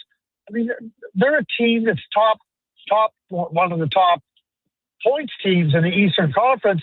Why wouldn't you try to take advantage of something? And, you know, for an example, Logan Stanley, and I'm just using him as a, like, look at what he went for. You're telling me that that's too big of a price for the Montreal Canadiens to pay? I don't think it is. But it seemed like this tone around the team, well, they don't have to do anything. Oh, they're going to be so good. There's different opportunities that present themselves based on how your team is playing. I think Montreal might have, let's put it this way, might have been less eager to look at this as an opportunity that they could move their team forward. I was a little surprised. And you know what? They're not. I was surprised more, Craig, because the Blue Jackets are rolling and they added Garland. And, you know, the Boston Bruins are only 2 points back of them. You know, the Ottawa Senators finally have some average goaltending, and look what's happening, right? They're winning lots of games. So, like, there's still a quarter of the season left. Like, they're not that safe in it if all of a sudden they go into a little bit of a funk here. So that's why I was surprised they didn't do anything. So we'll see how. And you're exactly right. And don't forget about Buffalo. Oh, they're. So I talked about Logan Stanley, right? Yeah. Well, you know, now you might be playing against them. And, like, so the steps they took last year, where they find themselves this year, and your point is so good about a quarter of the season left, and they don't have this large cushion there, and now other teams around them. Detroit got better, in my view, getting Dustin Falk. We talked about Buffalo, you know, Boston's pushing, and again now you're sitting there in a spot like, it's not that their spot is precarious, but you want to go in the first round? Yeah. Hey, you want to get in for some of these teams. Man, Buffalo's looking really good. I like that trade for them. Logan, you know, Shen's your number 7 now. That's a pretty good just fallback piece for him. Be good in the room. But, man, Logan Stanley, that top 4 in Buffalo is really good. And now you got Stanley and Kesselring as your third pair. Like, I like Buffalo a lot, Craig. Like, quite a bit. I do too. Yeah, well, and you think about, you know, how you know, we talked about size and the ice shrinking and time being a little bit, you know, less come playoff time. Well, a guy like Logan Stanley and Kesselring on your bottom pair, you're never sitting on the bench as an opponent going, okay, we're going to get a little bit of a breather on our next shift. Every shift is going to be hard. Every shift is going to demand and take something out of you. And I don't. Montreal doesn't have that. They got Caden Gooley, who's a really good defenseman, playing left shot, playing the offside. I don't think that's the best place to use them. And then you got kind of a rotating with Carrier, Struble, and Jack-Eye playing in your bottom pair. And defensively, they're not good. They're not a good defensive team. And I think, like, they traded for when Tampa Bay traded for David Savard a couple of years ago, I helped them win a cup. Montreal had him. I thought that he was a really good piece for them. They need that type of a player, and so they're vulnerable. And I'm not saying that they're not good enough to be in the playoffs or to win around, but they're way more vulnerable than me and you think they should be. Craig Button from TSN joins us. Craig, it came late, but the Colorado Avalanche got Nazem Kadri. They gave up a first. They gave up a second. They gave up Max Kern, who's playing for the Oil Kings, but unfortunately he's probably done for the year with a shoulder injury. And, you know, Olofsson just to try to make some money work. What do you make of that? Like, does that make the Avs the clear favorite in the West for you? I don't think. Well, a team that has stood alone, well, maybe not stood alone, but stood atop the West, the entire National Hockey League this year, I don't think there's any question. They made their team a whole lot better. So we see Okay, Dallas goes and makes a trade for Tyler Myers. They get Bunting. We see what the Minnesota Wild have done, and I'm going right to the Central Division, and they're chasing Colorado. And to me, it's like the Roadrunner and the Coyote. Like the Coyote thinks it's getting close, and then Colorado goes, no, here's what we're doing. I think Chris McFarland just kept saying, wait a sec, I'm not resting on my laurels. We got Kulak, we got Nikolai Watt. Well, we're going to find out if we can get Kadri. And teams, and Carolina comes to mind, Montreal, as you just mentioned, like, do you think opportunities are always going to be the same each year? I don't think they are. And so when you're a good team like Carolina, when you're a pretty good team like Montreal, and you miss these opportunities, and then you watch what the Colorado Avalanche do and said, we're going to take every advantage of our opportunity. I think that is the demarcation line between being bold and pushing and a team. Oh, well, we'll wait for next year. Next year sometimes never comes. Oh, God, 100% on that one. The Boston Bruins, they make their decision to do nothing. Yeah, I like it. It feels to me like the Bruins, are content with their season. I guess that's the way I would put it. Last year they weren't content. They went a different direction. It feels like, okay, if they make it, it's been a good year. I just sense that Boston has had this really positive rebound of a year after last season, and they have some really good prospects that are ready to move forward. And are they ready to come in and really contribute in a big way? Maybe, maybe not. Well, yeah, you always have to wait to see about that. But that's my sense, Jason, about the Boston Bruins. And if they make the playoffs, great. But if not, what they set out to do is be more competitive, be a better team, move it forward, feel good about where they're at. That's how I see the Boston Bruins. Greg Button from TSN joins us. Craig, we mentioned Buffalo, and then they made some moves, and I like actually what the Buffalo Sabres did. You go out west, and Colorado obviously made a big move. Dallas added some players, I think, that fills hole. So did the Minnesota Wild, as did the Edmonton Oilers. The Vegas Golden Knights did add one player in Dow, but not like they were not overly aggressive, which is kind of unlike Vegas, and makes me wonder because usually they're always swinging big. But they didn't swing big this year, even though they're leading the division, obviously not by many points. What'd you make of a quiet Vegas-like deadline? Yeah, it might be reality setting in for them. That I think Vegas has been like a good team. Okay, so good team this year. Their goaltending has been below average, really below average. So the way I'm looking at Vegas right now is I think they see like what their team has been. I think they see that their goaltending has been below average. So now it comes to a hope position, hoping that one of those goaltenders can find his way and get a little bit better in this play. Aiden Hill is the guy that comes to mind. And if not, then okay, then we can look at the summer to see what we can do with our goaltending. And they may be simply looking at it as, hey, we'll see how far we go with this. If the goaltending gets better, we feel we can maybe go a little bit further. They're not a contender. And when I say contender, they're not at the high end of contending. Yeah, no, that's I would agree with that. The Maple Leafs ship off all their guys, came kind of the last minute, and Lachlan and McMahon. And, I look at Toronto and I'm like, man, they've got some talent on their team. I'm not sure they're in a rebuild mode, but now they just got rid of some quality NHL players. And it's not like there's a massive list of free agents. Like, why wouldn't you have tried to re-sign some of these guys rather than trade them away for second and third and fourth round picks that aren't going to help you for 5 or 6 years?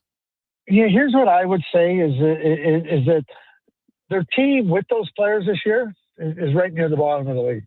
So, yeah, you can go and re-sign them, and yeah, you can say, hey, listen, they could be pretty good. But I think that the team as a whole is not very good, and I don't think they have much talent. I know that Matthews and Austin Matthews, Matthew Nyes, Tavares still performs, Nylander. But all in all, I don't think they're a very good team. And I think the reality is set in for the Toronto Maple Leafs. The prospect cupboard is just about empty. Their draft pick drawer was just about empty. And I think they looked at it and said, this is what we have to do. We're going to have to. I personally see Toronto a lot like it was in 2014. They're going to have to. They're going to have to go through pain. Mike Babcock talked about it regularly, didn't he? He talked about it regularly. He said, hey, there's going to be a lot of pain. I see them in a similar light there. Yeah, I agree with you. Like that's just where I'm at. And like Austin Matthews has 2 years left there, and I don't think they're going to contend in the 2 years that he's left there. I don't know. I mean, too many people. I think last year might have been their last gasp, and now you see a team that like when I look at their team and I go, well, what type of game can they play in? And evidence just keeps coming in. They can't play against Tampa. They can't play against Florida. They can't play against Ottawa. They can't play against New York Rangers. They can't and I know part of it is spirit and where they see themselves, but this is a team that hasn't been very good. And I think you have to sometimes just look at it as what it is and just say, hey, here's the reality. We got to look at a different direction. I think that's what they've done. Yeah. Craig, if outside of Colorado, is there one trade you really liked for a team? One trade that I really liked. I'm going to go a couple places here. I like Braden Shen going to the New York Islanders. I think it takes pressure and a little bit of the load off of Barzell and Bo Horvat. And I think that becomes a positive. And I mean, and Braden can settle in as a third line center or even play on the wing with JG Pajot if they want to put him there. And I like the Justin Falk trade for the Detroit Red Wings. I think that he's got another year left on his contract, but he's got jump. He initiates play. I think he'll take some of the pressure off of Seider. He'll add some offense. He'll add some of that transition. So I like it for Detroit, and I like where the New York Islanders went with identifying that, you know, Braden Shen, we got some young guys, and Braden has won. He's been a really good, hard competitor, and that type of player, that type of person, can come in and help them. Craig, great stuff as always, buddy. We appreciate your time. Have yourself a wonderful day, and we will chat with you next Friday. Yeah, you have a wonderful weekend too. Thanks, Jason. That's Craig Button from TSN. A busy day. We will run down all of the trades for you, because we had a few people saying, "What? I never heard about Kadri," and rightfully so. I get why you didn't, because the trade deadline officially ended at 1, and everyone's like, "Yeah, okay, you know what? Maybe 1:30." That trade didn't come down until way later. So you have Nazem Kadri, if you're just joining us, is now a member of the Colorado Avalanche. Him and a fourth rounder go to the Avs. The Flames get Victor Olofsson, Max Kern, current Edmonton Oil King, as well as a first in 2028 and a second rounder in 2027. Calgary retains 20% of his salary. Tanner Pearson is now a Sabre. Seventh rounder goes to the Jets. The Kings acquired Scott Lawton. Toronto gets a conditional third round pick. It becomes a second if the Kings just make the playoffs. Boston got Lucas Reichel from Vancouver for a sixth. David Camp is now a member of the Washington Capitals. The Canucks get they got 2 sixth rounders, one for Reichel, one for David Camp. The Ryan Strome goes from the Ducks to the Flames for a 7th rounder in 2027. I actually can't believe that the Flames even have to give up a 7th rounder. No offense. I probably just could have said, "Hey, Anaheim, you want to get rid of the money? Give it to us." There you go. Bobby McMahon goes to Seattle. The Maple Leafs get a 2nd rounder in 27 and a 4th rounder coming up this June. Big deal had Justin Falk going to Detroit. The Blues get Justin Holl, Dmitry Buchelnikov, and then a 1st rounder and a 3rd rounder in 2026. Also, Braden Shen goes to the Islanders. The Blues get a 1st rounder in 26, a 3rd rounder in 26. Jonathan Drouin and goaltending prospect Marcus Gidloff. Elmer Soderblom, the hulking forward from Detroit, goes to the Penguins for a 3rd rounder. Timothy Liljegren goes to Washington from San Jose for a 4th round pick. Nicolas Deslauriers won't play tonight for Carolina. Don't think he can get in town in time. and he is now a member of them. Philadelphia gets a conditional 7th rounder. Vinny Hinostroza is a member of the Panthers for future considerations, basically nothing. So Florida just kind of doing Minnesota a favor, really, in that deal, just to shed some salary. And then they added Nick Foligno from Chicago for future considerations, which is basically nothing. Just so you know, that's nothing in today's world. Corey Perry on the move again, is going back to Tampa Bay. The Kings get a 2nd-round pick in 2028. And Bobby Brink is a member of the Wild. David Jiricek, the former 6th overall pick. This is the 2nd time he's been traded. He's only 21 years of age. He's now a member of the Flyers. John Carlson, one of the bigger trades earlier the day. He's now a member of the Ducks. The Capitals get a 1st-rounder in 2026. If the Ducks don't make the playoffs, they can retain their 1st-rounder and transfer their 7th or their 1st-rounder in 2027. So Ducks just protecting that they don't want to miss the playoffs. The Caps also get a 3rd-rounder in 2027.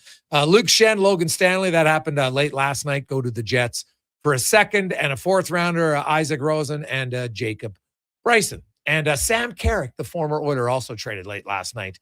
He goes to the Sabres, and the Rangers get a 6th-rounder and a 3rd-rounder for Sam Carrick. They obviously wanted a guy who could win some faceoffs, but so they gave up a 3rd and a 6th. And Connor Garland was the other late night trade last night. He's now a member of the Blue Jackets, a 2nd in 28 and a 3rd in 2026 for Vancouver. So there you have it. And Jean-Gabriel Pajot signed a 3-year extension with the Islanders at $4.85 million.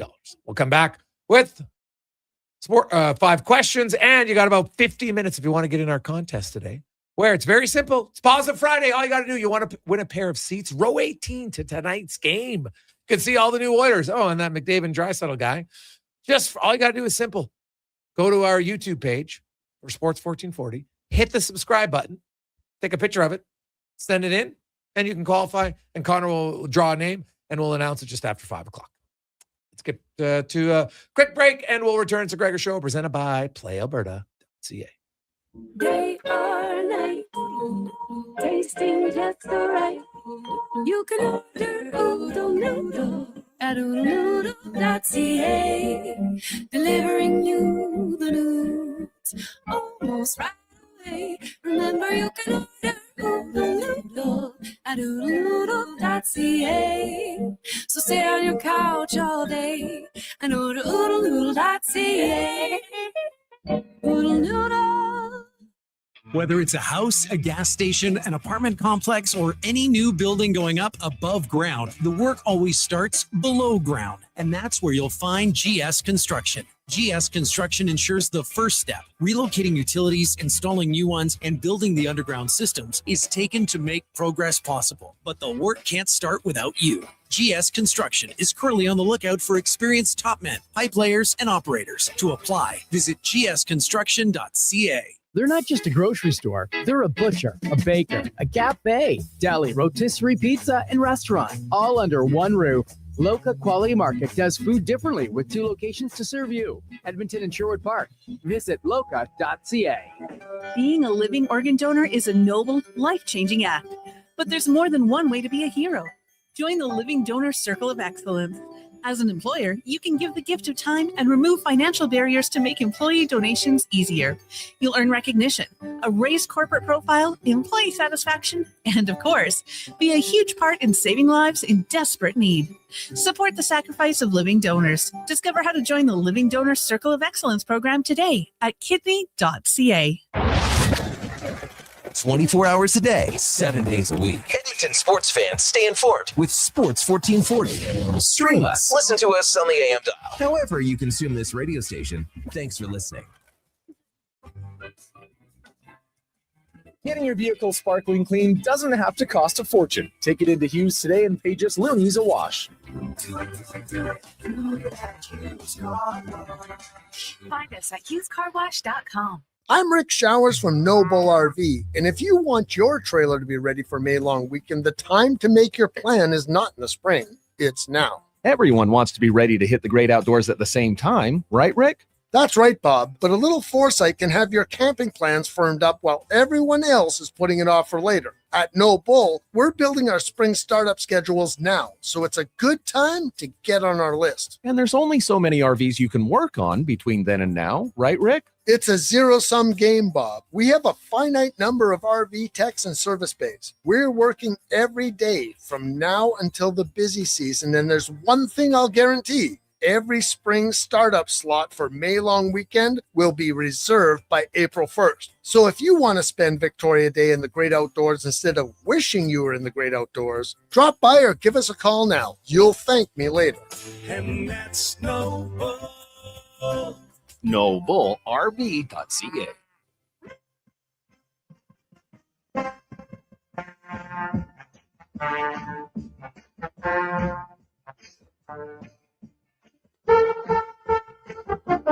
Portions of this hour brought to you by 01 Athletic Care. Injuries don't wait, neither should you. 01 Athletic Care offers one-stop access to doctors, x-rays, and casting. It's expert musculoskeletal care covered by Alberta Health right in West Edmonton Mall.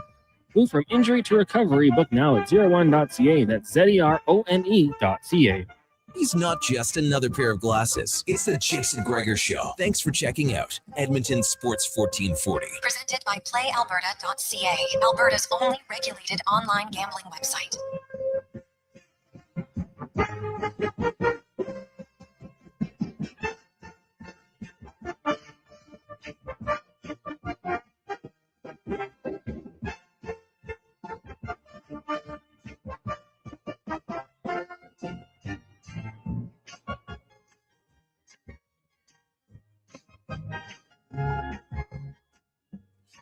.450 as we continue on a busy, positive Friday, as always brought to you by PlayAlberta.ca, where you can get in the action, use the Jason Gregor Show odds boost, also casino, live dealer, lottery, instance, all in one place at PlayAlberta.ca. Some pretty big games tonight. You have the Avs and the Stars. You have the Oilers and the Hurricanes. You got the Wild and the Golden Knights. So pretty good action if you're an NHL fan tonight. Then the Oilers go on the road. They play Vegas. They play Colorado. They play Dallas. This will be a real good 4-game stretch for the Oilers to better wake up defensively, number one. And number two, some decent opportunities to see how they match up against some of the other best teams in the National Hockey League. It's time now for 5 questions brought to you by The Brick. Maybe you haven't been able to sleep. Well, you want to sleep better? How about 50% off mattresses? 50% off any new bed. You get 3 accessories. Check it out right now at The Brick and thebrick.com. It's time for 5 questions on the Jason Gregor Show. All right, guys. Question number 1. If you had to describe this year's trade deadline in one word, what would it be? Well, I came in here worried that we hadn't done enough. And Gregor hit me with a B+ grade. I remember from my days in school, that's fine. So I'd say B+ would be how I would describe it. The Oilers, they kind of did what I thought. I thought they might add another depth guy today. But what they could do is, you know what? I could see them they sent Josh Szymanski down. I wouldn't be shocked there if they recall Max Jones and he becomes their extra forward, right? Like it would make a lot of sense. You let Szymanski play every night in the AHL, and you have Max Jones as your extra forward, right? Like he's not developing anymore. So, and Szymanski's a better player at that level. But for the Oilers, how would I describe this year's trade deadline? Oh, just a whole deadline overall, Connor? This is not Oilers. This is just the deadline overall. I would say cautious. Good choice of words. Question or word? Question number 2. This is the obligatory deadline question. As we sit today, which team's moves did you like the most? And was there a team that you thought could have done more, maybe underachieved a little? Well, it's hard not to like Colorado. Like, how can you not? But actually, you know what? I like Colorado in the West, and I like Buffalo in the East. You strengthen your third pair. Logan Stanley's had a really good season. And we all know that size matters in the playoffs. You got this huge hulking guy. You got Power. You got Dahlin. You got Samuelson. You got Kesselring. You got Bo Byram. Like, that's a really good defense core. So I love that for the Buffalo Sabres. And I was surprised that Montreal did nothing Because imagine if they don't finish this season off and make the playoffs. Like, I'm not saying win around. I'm just talking make the playoffs. I think that'll be a huge fail. Like, it would look like such a promising year. Hab fans are super pumped, and then they're like, what? We missed? So, like, because they're not in that safe of a position right now. So, especially because Ottawa actually added some guys at the deadline here. So, I'm going to say Montreal for sure. And I was a little surprised that Vegas only added 35-year-old Dowd. I wonder if the organization's like, maybe this isn't our year. I'd agree with you. Colorado getting Kadri back is probably the team that did the best. And Connor and I were talking at the break, and he mentioned Calgary he didn't think had done all that much. And I said, that's all I need to know. Calgary is the worst. Let's go. I mean, I did say they moved on from Kadri, but fair. You heard Calgary worst, and Calgary sucks is what I heard. And I said, well, Connor, if you insist, I can certainly tell the listeners. Question number 3 for you. On a scale of 1 to 10, how much better do you think you feel and fans should feel about the Oilers team post-deadline versus before the deadline? I'd say you probably should feel like a 7 because the trades help 2 areas. But the reason I can't give them higher is the Oilers' major issues weren't just like they needed a right shot defenseman. They needed a center. I get all that. But those guys don't play the most minutes on your team. They don't play goal. They can't improve the entire team defense. That's what's letting the team down. So am I confident the Oilers can figure it out? Yeah, because they've shown they can before, but I can't get higher than a 7 if I was an Oilers fan.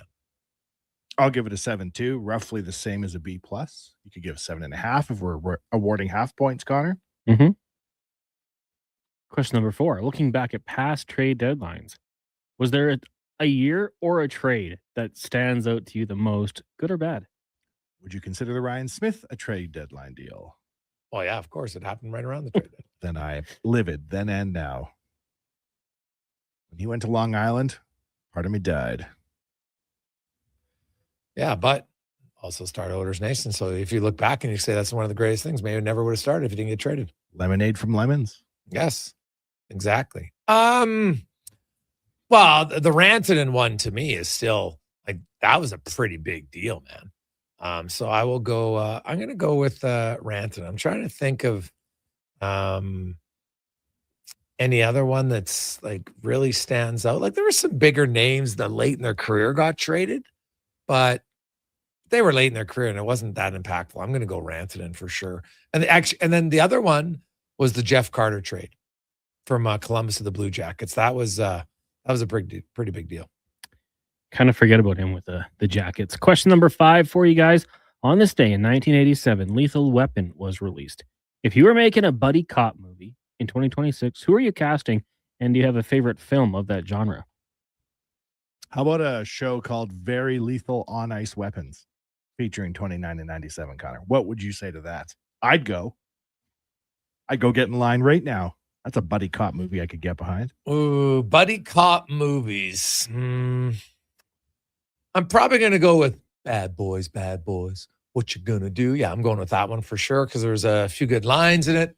Will Lowry, right? There was, Martin Lawrence and Will Smith were pretty funny. So I'll go with Bad Boys. And who is starring today though? Like, if you're going a buddy movie, you probably got to have some guys that can that work well together. Be hard not to go with Damon and Affleck just because they work incredibly well. They could kind of be like, old. You'd have the storyline about old guys nearing the end. They're pissed off. They're just like, I just want to punch my ticket in. Like, I don't want to deal with this crap. And then they probably have like some younger guys that they're trying to mentor. I'd have to think of who would I have starring in that younger guy role. Oof. Is that age appropriate for Affleck and Damon now? You think they're end of career cops? That's the age appropriate role? 50. Our buddy Grant just retired. Like, dude, you're a cop at 50. That's a lot of wear and tear, man. What do you think you're going to be a cop for until you're 70? Walking the beat, trying to catch delinquents like you? Me? Yeah. So no. I'm closer to the retirement age. I would think delinquent. most of our police officer listeners I would think 50 to 55 is like, you know what, maybe you get a desk job here a little bit or something, but I don't think that those guys are, in certain instances you can be, but eventually you're kind of looking to wind it down. I would think like that's a grind, man, on the body, I would think. Cons, what about you? Buddy cop movie.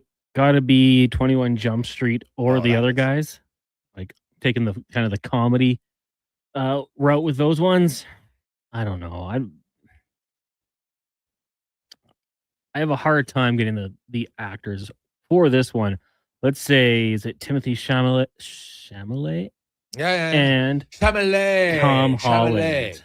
right? A couple of the young guys in Hollywood, or just give me 2 of the 4 kids from Stranger Things. I'm sure they got a good chemistry as well. Okay. What if now I know this would be a real stretch, but what if I had like Seth Rogen and Bill Hader, Officer Slater, Officer Michaels?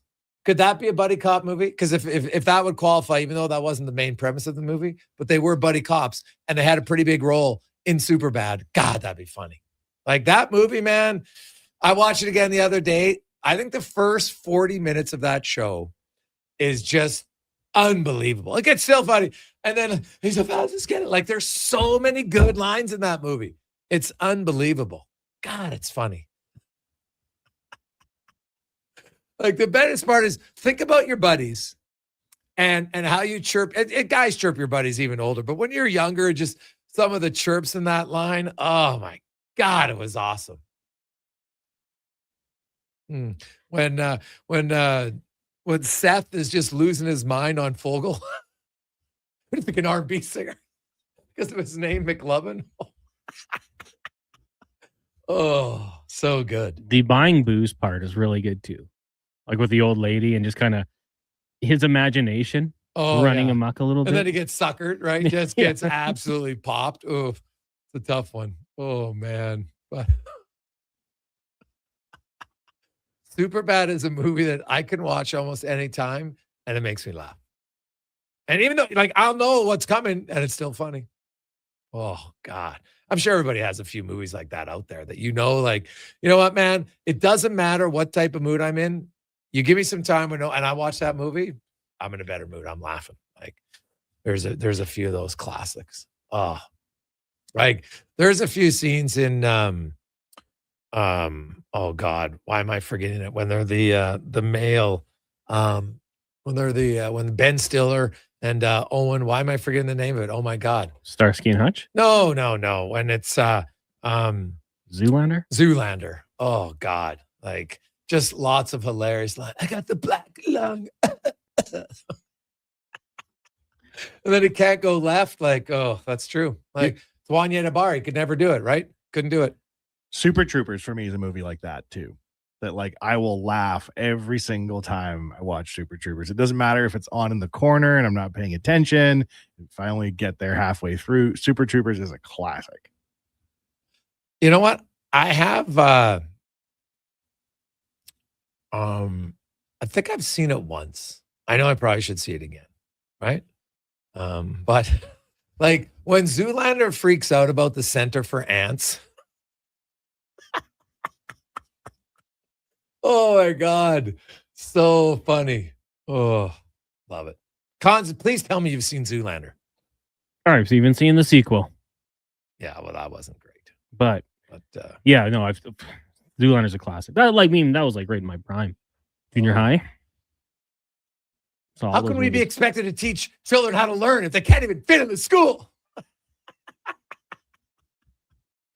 Oh, so good. We'll return. Spec is going to join us. We got LT on a busy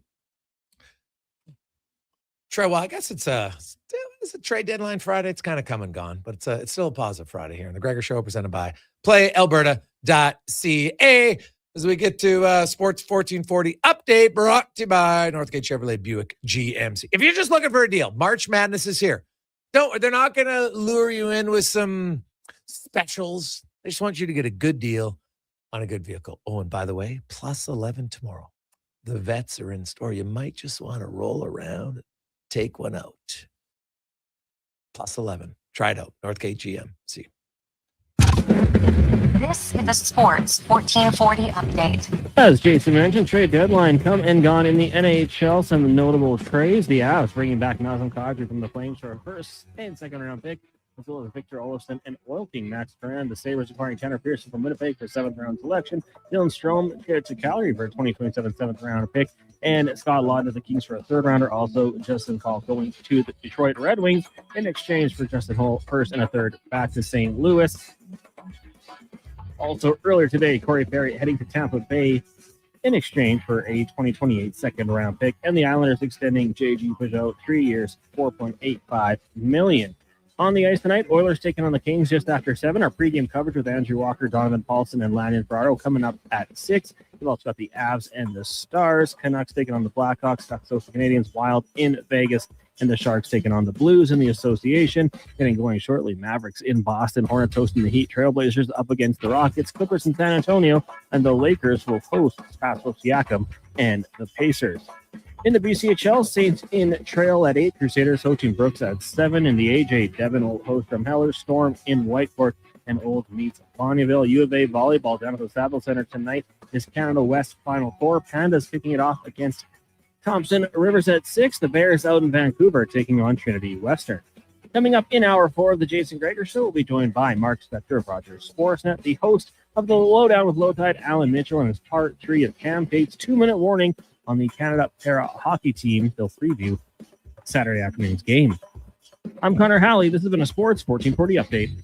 Sports 1440 in West Edmonton Mall and Wetaskiwin. CKJR is a Stingray radio station. Download the free radio player app and listen wherever you go. Booster Juice is going crazy for hazelnuts. No, not crazy. Nuts. Booster Juice is going bananas for hazelnuts. I mean, there are bananas in smoothies, but that's not the point. Banana juice is booster for hazelnuts. What? Just stop. Booster Juice is going nuts for hazelnut. Introducing the Nutty Monkey Smoothie, Holy Hazelnut Acai Bowl, and Nutty Booster Ball, all made with rich, creamy hazelnut spread. Try them today, only at Booster Juice. Canadian-born, blending since 1999. You've got a go-to coffee spot, a trusted barber, even a lucky game day jersey. But when it's about looking your absolute best, there's only one name you need, Mr. Dirk. Family run since 1939, we're experts in crafting impeccable tailor-made suits and offering a wide variety of everyday styles. Pair that with personalized one-on-one fittings and the convenience of on-site tailoring. Mr. Dirk elevates your style game. Visit our Edmonton store or explore MrDirk.com. Score big on style with Mr. Dirk. Excavators, loaders, lifts, compaction equipment, and more. Find the XCMG construction equipment you need. Available for rental or sale at Japa Machinery Group. Japa, helping build Alberta from the ground up for 50 years. Visit japamachinery.com. Great news for your weekend project. CFI, that's Custom Floors Inc., is now open 6 days a week with Saturday hours from 10 till 2. Get top quality Canadian products from Beaulieu with the convenience you need. For your free estimate, visit CFI at customfloorsinc.ca.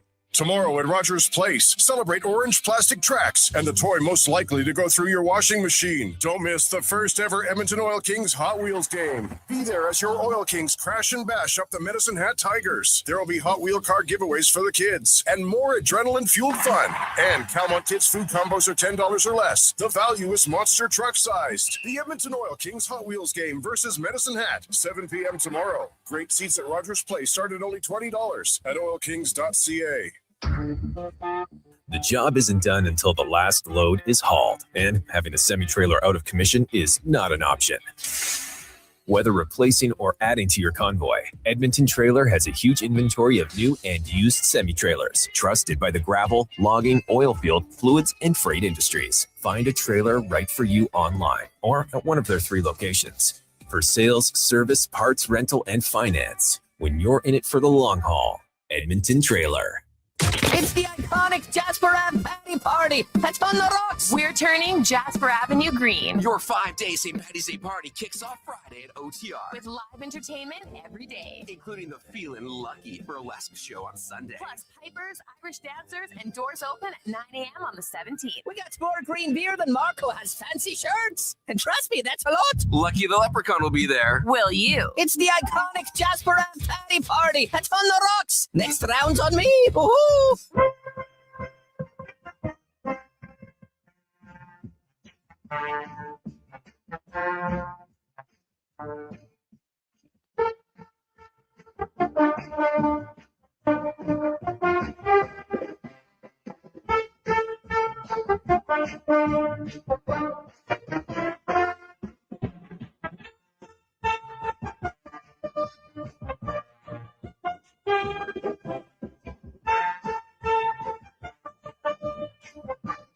Portions of this hour brought to you by Crystal Glass, your clear choice for residential windows, locally manufactured and installed. Crystal Glass provides a beautiful product and incredible customer services for all of your residential needs. Call 310 Glass or visit crystalglass.ca for a quote. The Jason Gregor Show, the best of Edmonton sports talk and beyond. This is Sports 1440. Presented by PlayAlberta.ca, Alberta's only regulated online gambling website.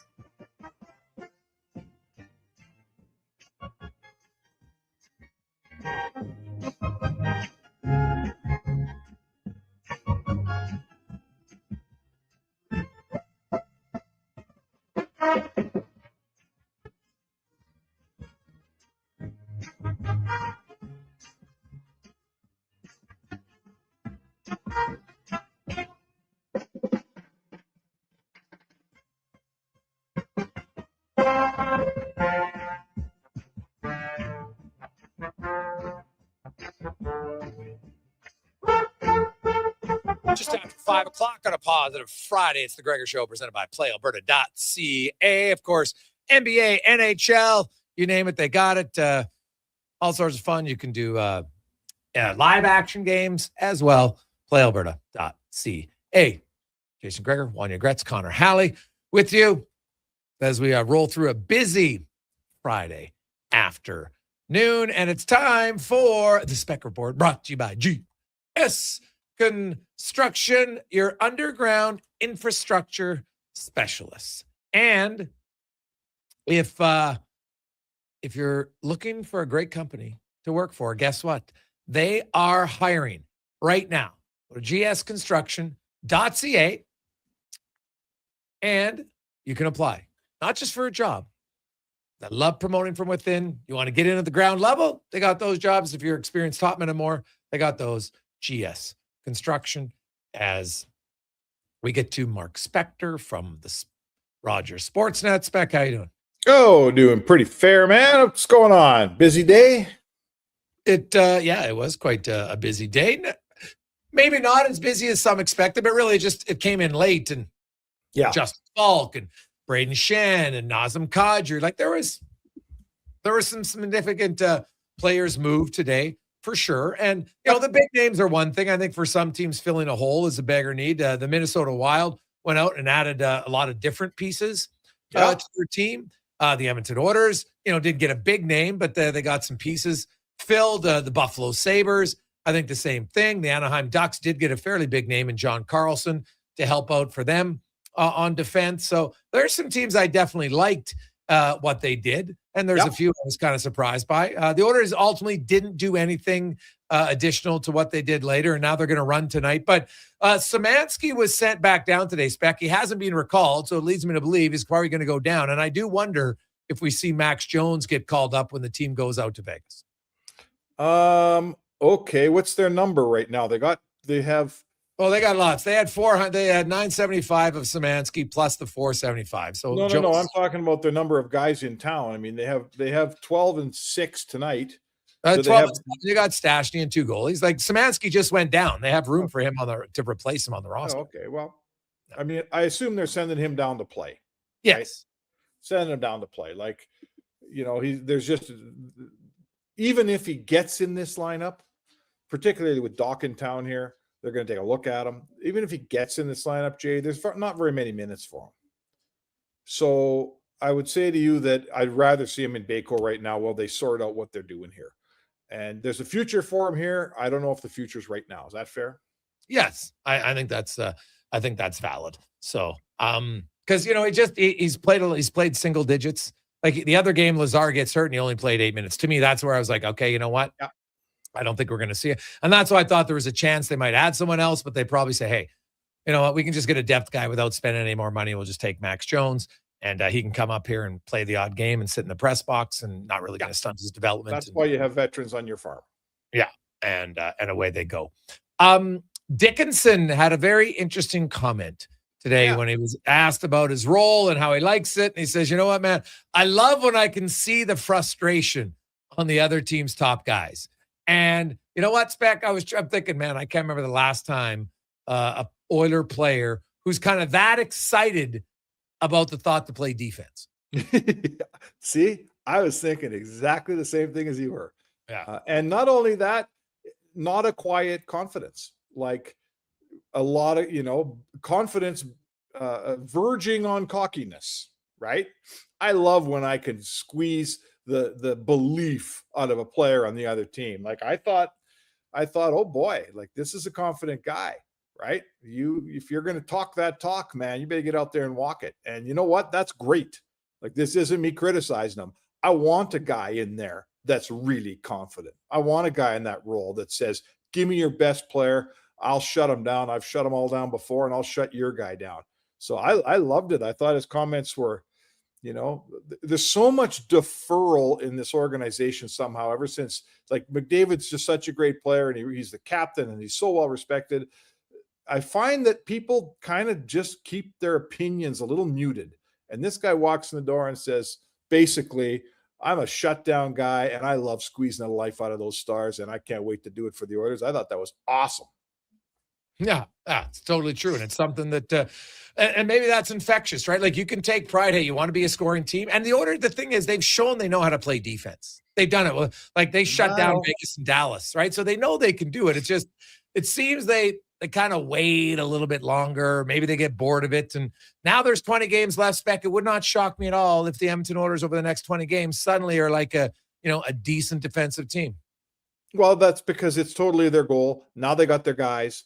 I really like, listen, I think that the acquisition of Dickinson, if, he's going to have, like, their third line center never played a ton, and that ice time's coming from somewhere. And in my opinion, that ice time's going to come. It's going to stop McDavid from having to defend the best players all the time. This is going to me, you're going to take probably a little bit of time away from McDavid, not much, but what you're going to take away is defending the other guy's best people. McDavid 5-on-5 this year, he hadn't been great, right? So I'm happy to let Dickinson have some of that time and give McDavid more time against lesser players. Like that, to me, is a hell of a solution around here. Oh God, that's going to be Dickinson. You know what? That could be his biggest advantage. And if he does it and it works well, then guess what? I'm re-signing him. He's only 30 years of age. I'll be re-signing him for a 3-year deal. No questions asked. I'm not doing him a 6-year deal. I'm not doing him a 5-year deal. I'm doing him a 3-year deal. And I think that would be more than fair. On the case of Murphy, he's going to start with Wallman. I think he'll play with Nurse on the penalty kill. And I still think at some point he'll be with Nurse. I know Knobloch has said they're going to try, but they're taking on a Carolina team tonight, Spec, that what you get from the Hurricanes.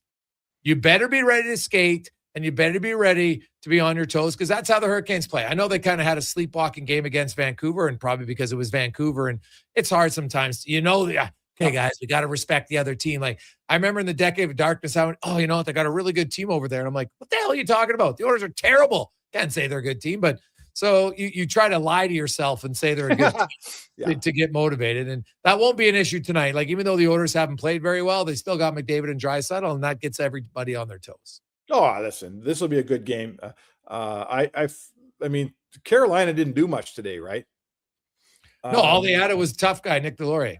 Yeah, so they, I've got a ton of respect for Nick Delorier. I love a tough guy. If I had, on any team I have, I love a Nick Delorier, but that's not going to help him win a cup. When the cup game comes, he's not even playing in it. So I'm quite surprised that Carolina just sat on their hands here and didn't do anything at the deadline, especially with the big bad wolf Florida out of the playoff picture. Like, if I'm them in the East, I'm absolutely going for it. This is my Stanley Cup year, so I'm not sure what those guys are doing there, frankly. I thought being quiet today for that team was a bad idea. But they're a good team. It's funny, Jay. It's funny. Let's talk about this. Everyone, all we hear is, we hear criticism. Holland wasn't good enough, and he didn't do this right. He made that bad trade, and Jack Campbell this, and Bowman and Jerry and Bowman, what the hell? He's not doing a good enough job. And they got Tulsky. Everyone thinks Tulsky's this great GM. Remind me what Carolina's accomplished, right? What's Carolina done? Have they even been in a cup since 2006? Not since 2006, no. Right. So why does everyone think that everything Carolina does is so awesome? They got a good team that never delivers in Carolina. Never delivers. You think the Oilers have goaltending problems? No better or worse than Carolina, but only in Carolina for 10 or 12 years too. So I don't really get it. I just don't get it. I think it's because they're delivered there. Yeah, they're very consistent as an organization in the regular season, right? And that is like you can't overlook that. To me, that's a hard thing to do. In the last in the last decade, I think there's like it's funny in the regular season. If you look at teams, Tampa Bay, but they've won multiple cups. Boston and Toronto and Carolina are the top 4 teams. They're all in the East as far as points go. Yeah. But then you look at playoffs in the exact same time, and you're like, okay, well, who has wins? None of them. Carolina has fewer wins than the Oilers, right? Oh, yeah. Edmonton's actually played more playoff games than Carolina in the last decade. So it's an interesting one. Spec, it's like, somebody saying, oh, look at, like, they're talking about Colorado, and they're like, oh, Colorado and Edmonton, they're not even the same stratosphere. Colorado's, they won a cup and they're rebuilding right back at it. I'm like, okay, let's include their cup year. From 22 to 20 till now, Colorado did win a playoffs. You can't deny they won a cup.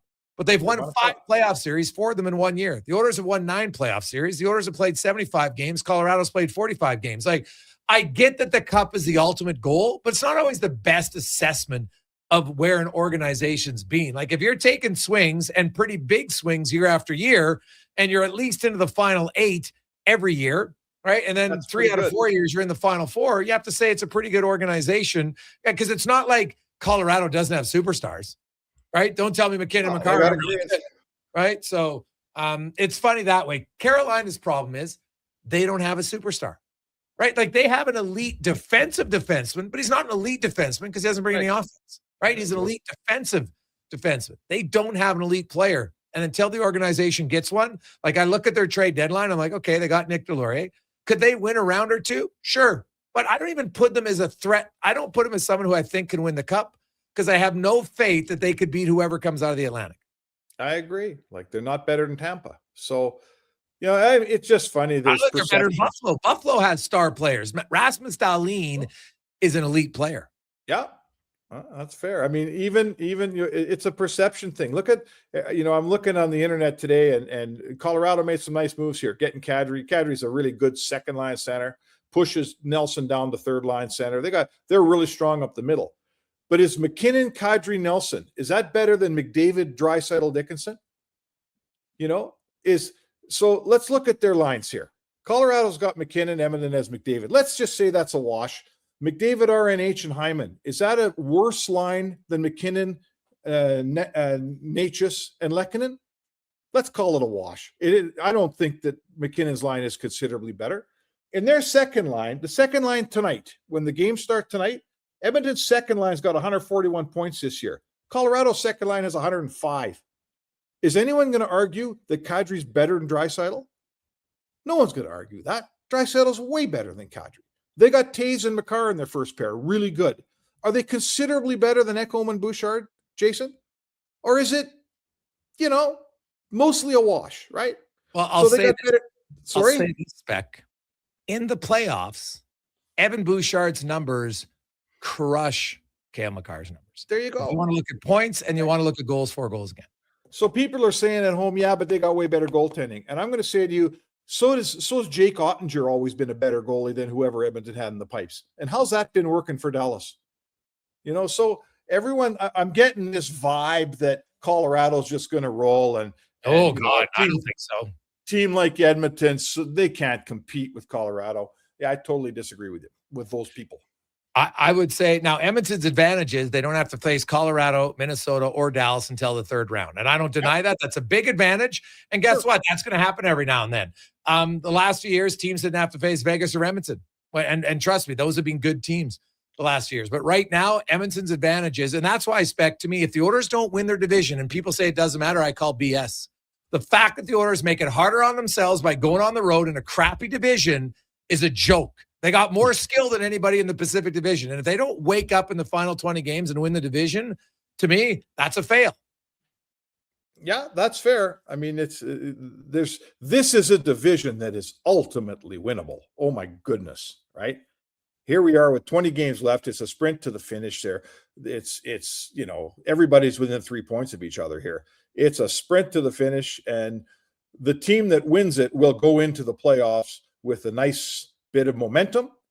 Now you're going to get, a wild card team, whoever that is. Right now, I think they're San Jose and Utah or somebody, whatever. You play a wild card team. If you can't beat the wild card team, you don't deserve to go anywhere anyhow. So I'll agree with you. This is a year for Edmonton to sort of flex here.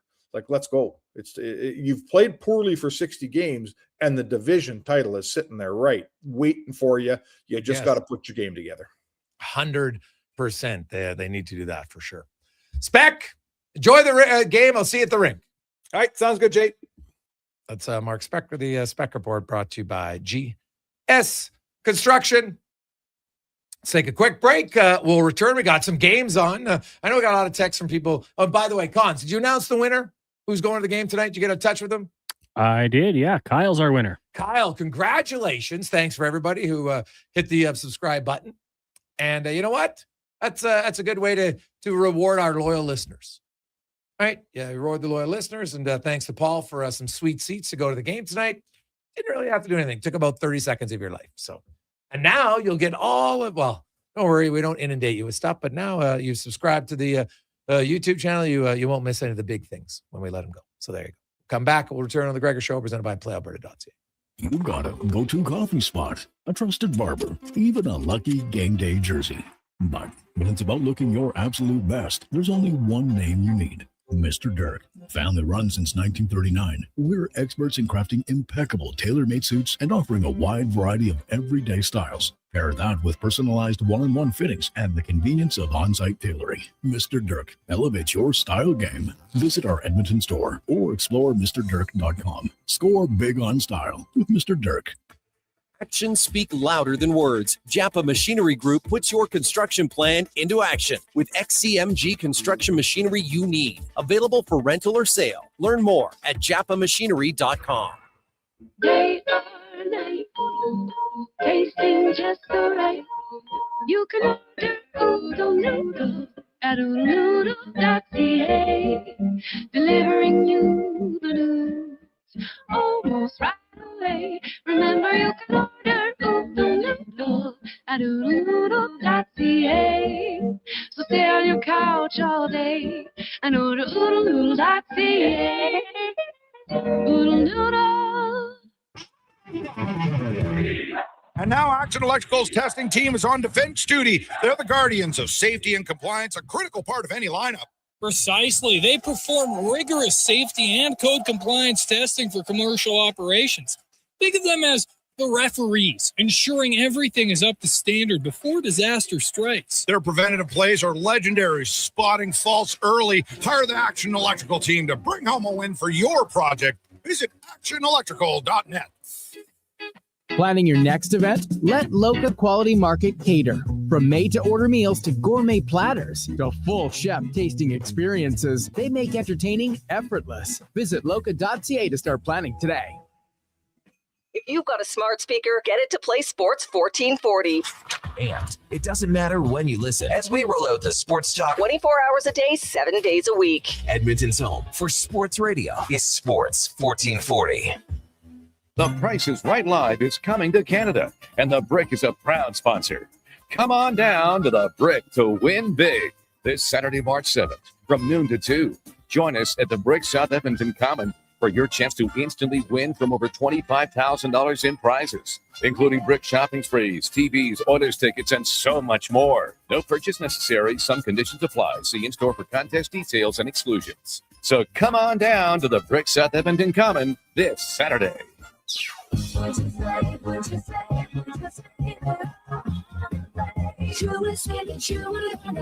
Sherwood Honda is home of the GOAT. That's your greatest offer all time. And they have plenty of pre-owned GOATs that they got on a trade. Every used vehicle they sell goes through a 182-point inspection and comes with a vehicle history report. Because peace of mind is an essential part of getting your GOAT. And Sherwood Honda sure would want you to buy with complete confidence.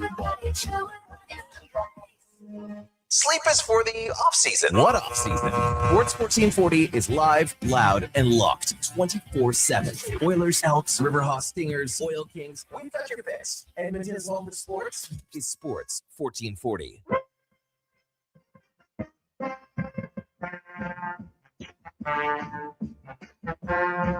Portions of this hour brought to you by Sherbrooke Liquor, the best place for wine, cocktails, and beers from all over the world. Also a variety of excellent non-alcoholic options. See more at SherbrookeLiquor.com. This is Sports 1440, where Edmonton talks sports. On YouTube, Facebook, and X. Here's Jason Gregor. Brought to you by PlayAlberta.ca.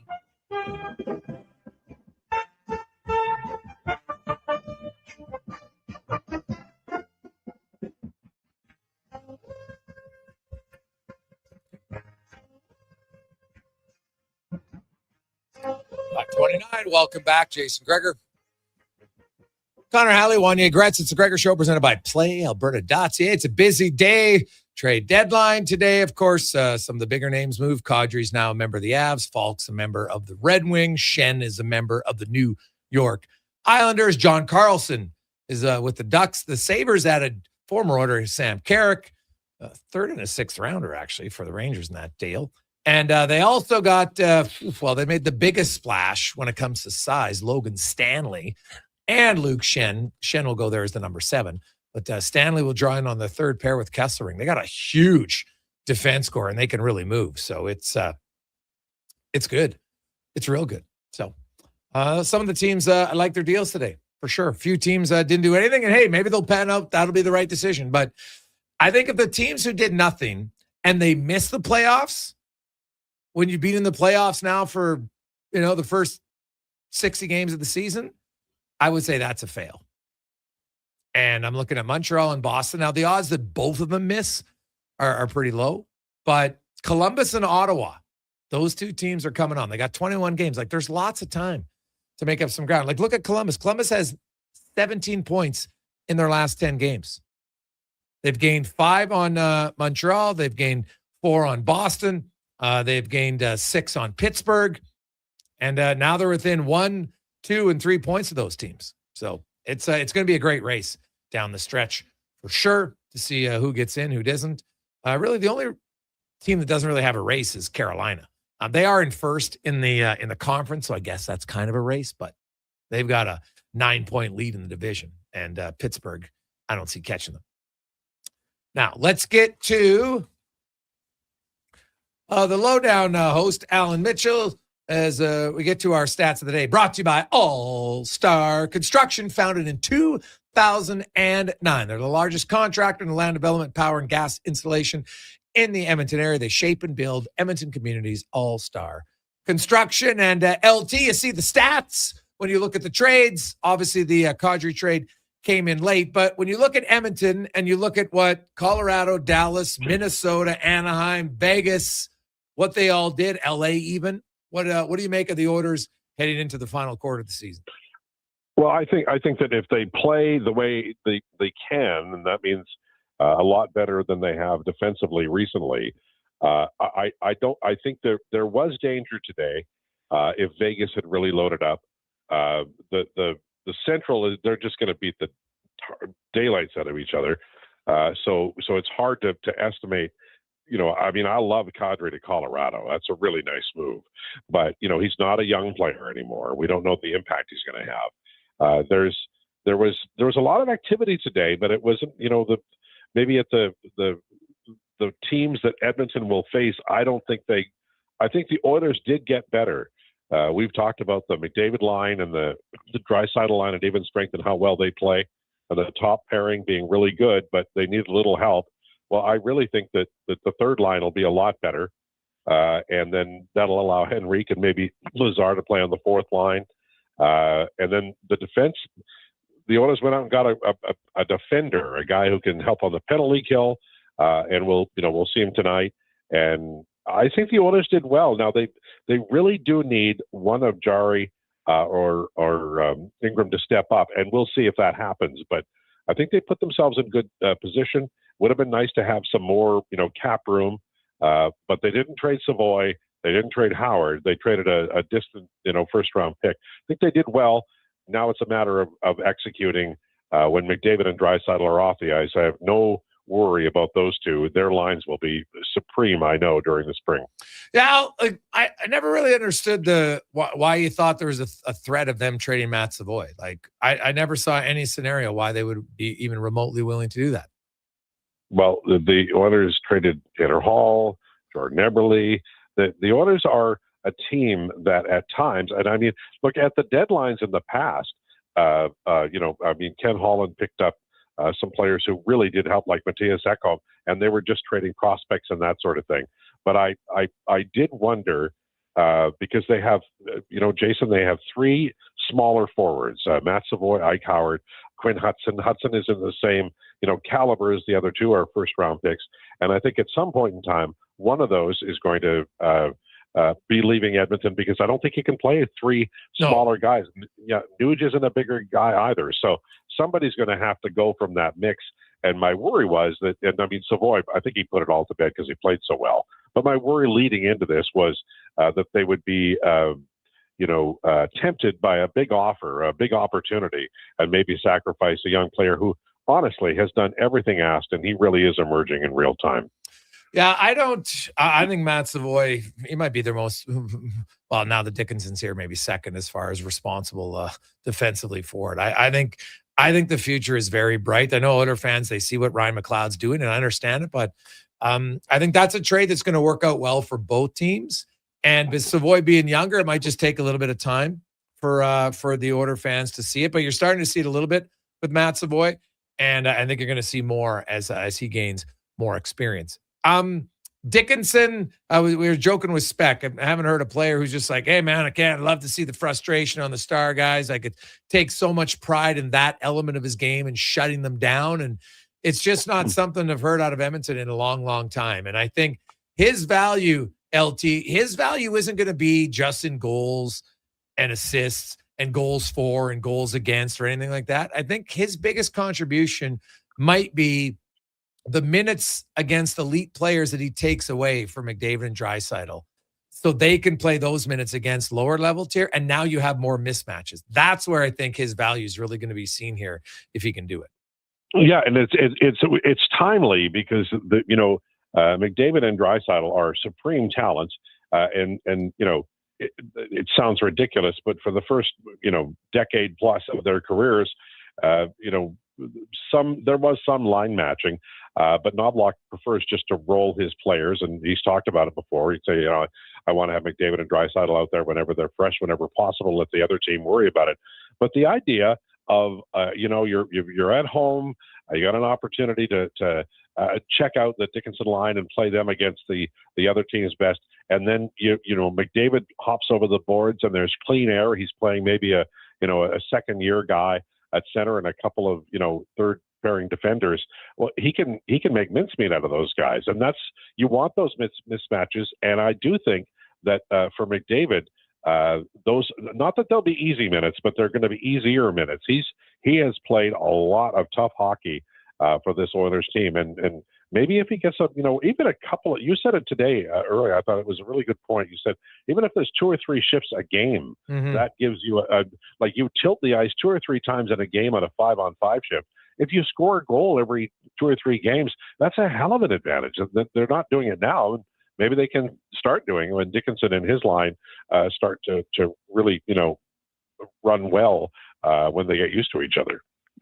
Al Mitchell, a.k.a. Low Tide, joins us. Al, though, 20 games left. We're into the final quarter of the season. What's your expectation for the Oilers' defensive play and goaltending? Well, I think they go hand in hand, and I think that we did see a little bit of there was some shorter passes. The forwards were coming down. It felt like it was maybe there was a little more, a little nuance, a little different than what they've been doing. Not big, but just a little tweak here and there. And then, I don't know what happened in California. Honest to God, Gregor, I've been to California and you get distracted or whatever. I get it. But they played one good game and then 2 really awful games. And, maybe they got scared straight and maybe they'll play better, but they have to play better. It's just execution. And there's a couple of goals, I think in the Anaheim game or maybe the San Jose game where the puck was loose and no Oiler found it. No. None. And then maybe it was San Jose. The San Jose player finds it, drills it into the net, and you're like, holy Batman, you gotta, like, somebody's got to identify where the hell the puck is. And they just seem to be in a dream state. They were in a fog of war, and that can't happen. They've got a damn tough schedule coming up, and they've got to win games. It's not like they're, home and dry here. They could still win the division, and they could still, do that thing that nobody wants to see them do and miss the playoffs. So for me, this is a really, really big run here in March. They've got to get, at least 15 points, but I think they've got to get more than that. I don't know what the playoff bar for third place or second place will be in the Pacific, but whatever it is, they got to get there, and that means winning some games against some very tough teams. Yes, well, this next week is a very good. The Oilers go 2-2 in the next week. I think they'd actually be pretty happy. Carolina, Vegas, Dallas, and Colorado. 3 of those games on the road. The Vegas game is the one you really want to win because it's head-to-head against a team that you're 4 points back up and trying to chase. Lastly, LT, Josh Szymanski sent to the minors. It doesn't look like it's paper shuffle because he hasn't been recalled. So I think he's going to stay down. He only played 8 minutes last game with Curtis Lazar in the lineup 9 minutes before. And I think he's looked very good. But it doesn't, if he's not playing right now, it doesn't make any sense to keep him here. So you could put him down and you can recall Max Jones when they go to Vegas. And he just meets the team in Vegas and he's your 13th forward. Yeah, and so the thing of it, Szymanski's story is going to be written, but it's going to be written next year. And I'll give Stan Bowman credit. Savoy is going to be a young player on that team. Szymanski, I think, will be on the team next year. A young player, a value contract, doesn't cost a lot.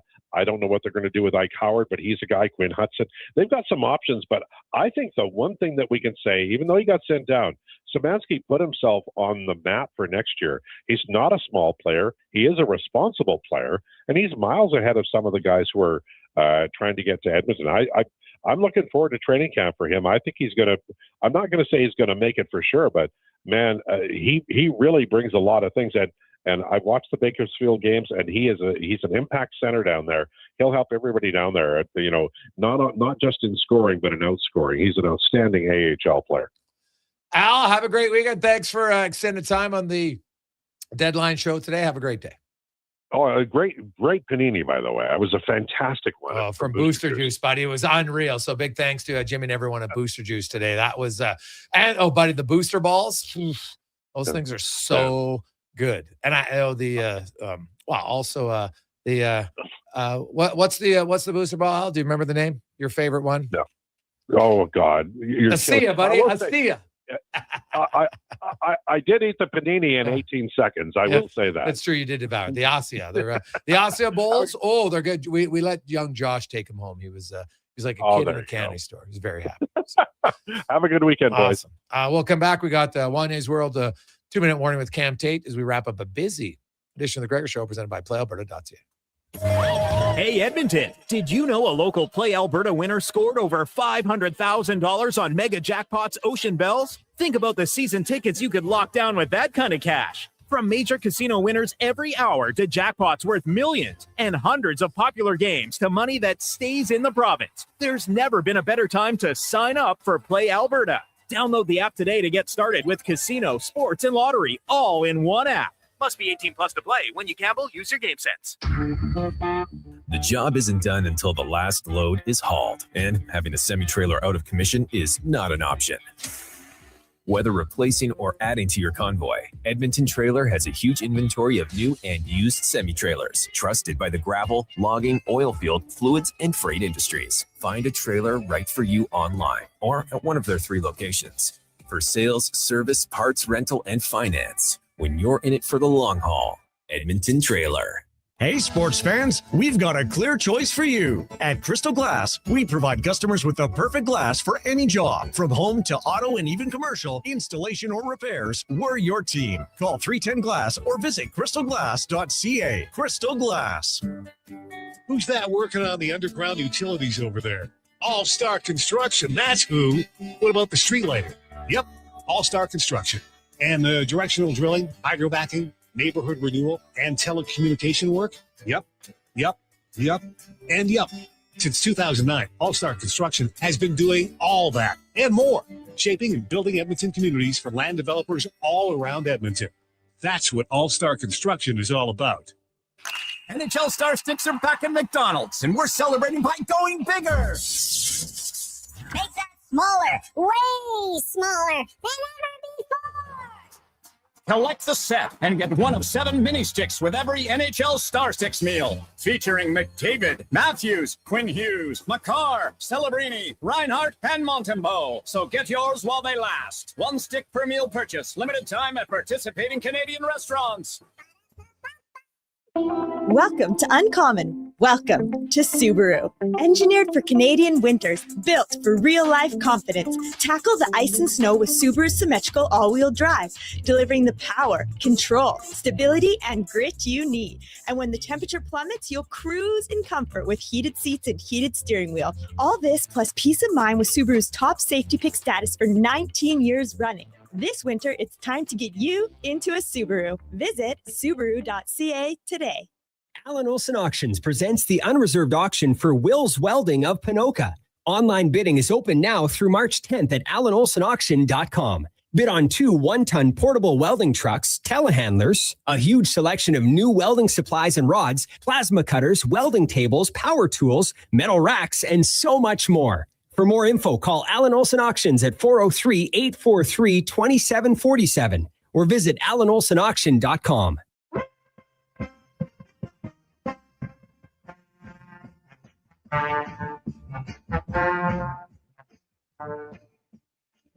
Portions of this hour brought to you by Cantork, made in Canada, made for Canada, where extreme isn't theoretical. Find your solution at cantork.com. The Jason Gregor Show, the best of Edmonton sports talk and beyond. This is Sports 1440. Presented by PlayAlberta.ca, Alberta's only regulated online gambling website.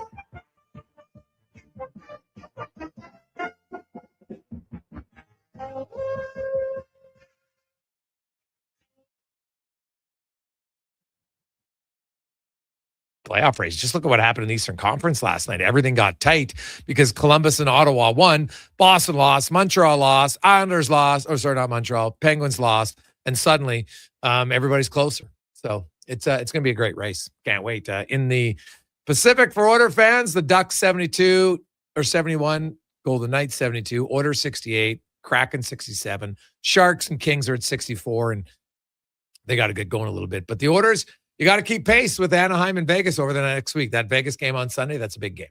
Now, let's get to the 2-minute warning with Cam Tate, brought to you by Legacy Heating and Cooling, where the rates never change. No overtime charges. Furnace breaks down late at night or on the weekend, give them a call. No OT. LegacyHeating.ca. Cam Tate, longtime journalist in town. Cam, of course, born with cerebral palsy. Cam's in a wheelchair, so never let him slow him down. He's always wanted to be on radio, and now through the wonders of technology, Cam's words come to life in the 2-minute warning. And on Fridays, Cam gives me the honor of reading his 2-minute warning. And this is part 3 of Cam's 10-part series on the Paralympics. Canada versus Slovakia, a clash of stories and stakes. Tomorrow, Milan, the stage is set. This isn't just a game, it's a statement. Canada ranked number 2, a program steeped in history, clawing its way back to the top. Slovakia ranked 7th, a rising force, hungry to prove they belong. The teams have never played each other. Canada's coming off a 4-0 preliminary win earlier this week. Let's break it down. Mika Kovacevic, remember the name. The 31-year-old Edmontonian makes his Paralympic debut tomorrow. A rookie on paper, but a veteran in heart. He's been a cornerstone of Canada's program since 2021. For us in Alberta, just seeing one of our own on this stage, it's special. It's pride. It's proof that hockey in Edmonton isn't just a tradition, it's opportunity. Canada's roster isn't just stacked with talent, it's loaded with legacy. Greg Westlake, a name that echoes through Canadian para hockey history. He retired, coached, but the fire it never left, and now he's back. The last man standing from the 2006 gold medal team. And now he gets to play at the Paralympics in front of his kids. Then there's Dominic Cozzolino. He stepped away, needed to discover his love for the game. He did, and now he's Canada's top scorer, the Slovaks' biggest headache. How about Slovakia's X Factor? Mikhaila Hozakova. Yes, you heard that right. A woman competing in para hockey's open gender tournament. She's rewriting history in Slovakia's blue line, and she's not alone. Martin Japa, their star forward, leads a gritty defensive squad. Their trap style is designed to frustrate teams like Canada. The stakes, it isn't just about 3 points. It's about pride, legacy, and proving you belong. Tomorrow, Milan becomes more than a city. It becomes a battleground. Canada versus Slovakia. Game on. And you can watch the game Saturday at 12:30 Edmonton time on CBC Gem. It's 2-minute warning. Cam Tate, Sports 1440. I can tell you, I had the opportunity to try out Paralympic hockey, and was on the ice, and it was wild, man. Like, first of all, like the sticks you have, the pegs, like those things are little weapons. Like they are really. And I was talking to the players, and like, oh yeah, you'll see guys like almost stabbing each other. The game is very physical, and like so, we got try it, move around, and see how you play and everything. But just watching how they stick handle and how they shoot the puck, and like they can fire it, man. Like it is surprising. And Greg Westlake was on the ice, like that guy was unreal. Like, but as I was watching them play, like I was surprised at how physical it was. And so ever since I got on the ice with them, I had a vast new appreciation for it. And I find myself watching games. And so Tater, thanks for the reminder. 12:30 tomorrow. That'll be a perfect afternoon to watch a little Paralympic hockey. So I love it. Love it. They can roof the puck too. Like the shots are no joke in Paralympic hockey. I've watched like highlights on YouTube and stuff like that. Like I was really impressed to see like the level of compete. Guys are falling out of sledges and all sorts of crazy stuff. Yeah, no, it's very physical and intense. And they can really shoot the puck, man. And like the best is when they stick out, they go underneath their sled and you come out the other side. And you've got to be ambidextrous because in hockey, you shoot forehand and backhand. But in sledge hockey, you're basically shooting on your forehand on both sides, though, one with your left, one with your right. And so you got to be pretty, obviously, I'm sure some guys can shoot a little bit harder with one or the other, but you got to be quick, man, with it. It's awesome. So good luck to them. It's actually a really good sport to watch. Quite enjoyed it. So let's wrap up with Wanye's World. What's on your mind, Wanye? Well, I was looking at the different trade deadlines the Oilers have had and trying to put this one in perspective. And I'm looking back. Last year, they acquired Trent Frederick, Matt Jones, and Peter Hauser from the Boston Bruins. And the year in 2023, remember when they acquired Ekholm from the Predators? That blew everyone's minds. No one even saw that coming back. What do you remember as being an impactful trade deadline for the Oilers in the modern age? Well, Matthias Ekholm, no question. That's the biggest one. Now, it happened, a little maybe before that, but right leading up to the deadline. Like that's the biggest move the Oilers have made at the deadline. And like, just look at his impact ever since he's come in and how much he's helped the team. Now, they got other good guys around him, but he was a big impact, no question. Andreas Athanasiou and Mike Green in 2020. When Mike Green came to Edmonton, I thought, this is unbelievable. This guy's going to be a legend here. Didn't quite go that way. Athanasiou, I thought it was a strange time in 2020 with the season taking a pause, but I thought he was a good addition temporarily. Yeah, but it was very temporary because Mike Green played, a period and a half? And then got hurt, and then if COVID hit, and then there was no more games to play, and then he didn't come into the bubble. Athanasiou made a bad business decision because the Oilers weren't going to qualify him at $3 million, and they actually offered him a $2 million deal, and he said no. And then he went to free agency and signed for $1 million, and just never really was the same. He was a great skater, speed, and that was one where I think Athanasiou, I think a lot of times you get bad advice, and he's not the first player. Like Vinny Desharnais, the Oilers offered him 4 years at $2 million. He turned it down. He ended up getting 2 years at $2 million. All right, now same money, but that now we'll see what his next contract is. So maybe it won't matter if his next deal is $2 million a year. That's fine, but he turned it down because his agent thought he'd get more. Well, he didn't get more. He actually got less, right? And that's a risk because there's no guarantee in the NHL that you don't get injured or what have you. So sometimes, I get that you want to bet on yourself, but it's got to be an educated bet. If you're it's easy for the superstars to do it. It's harder for the lower level players to do it because you don't know ultimately what's going to happen. Now, maybe a little bit easier because the cap's going up and there is more cap space around, and lots of the star players are already signed. So, look at the Oilers.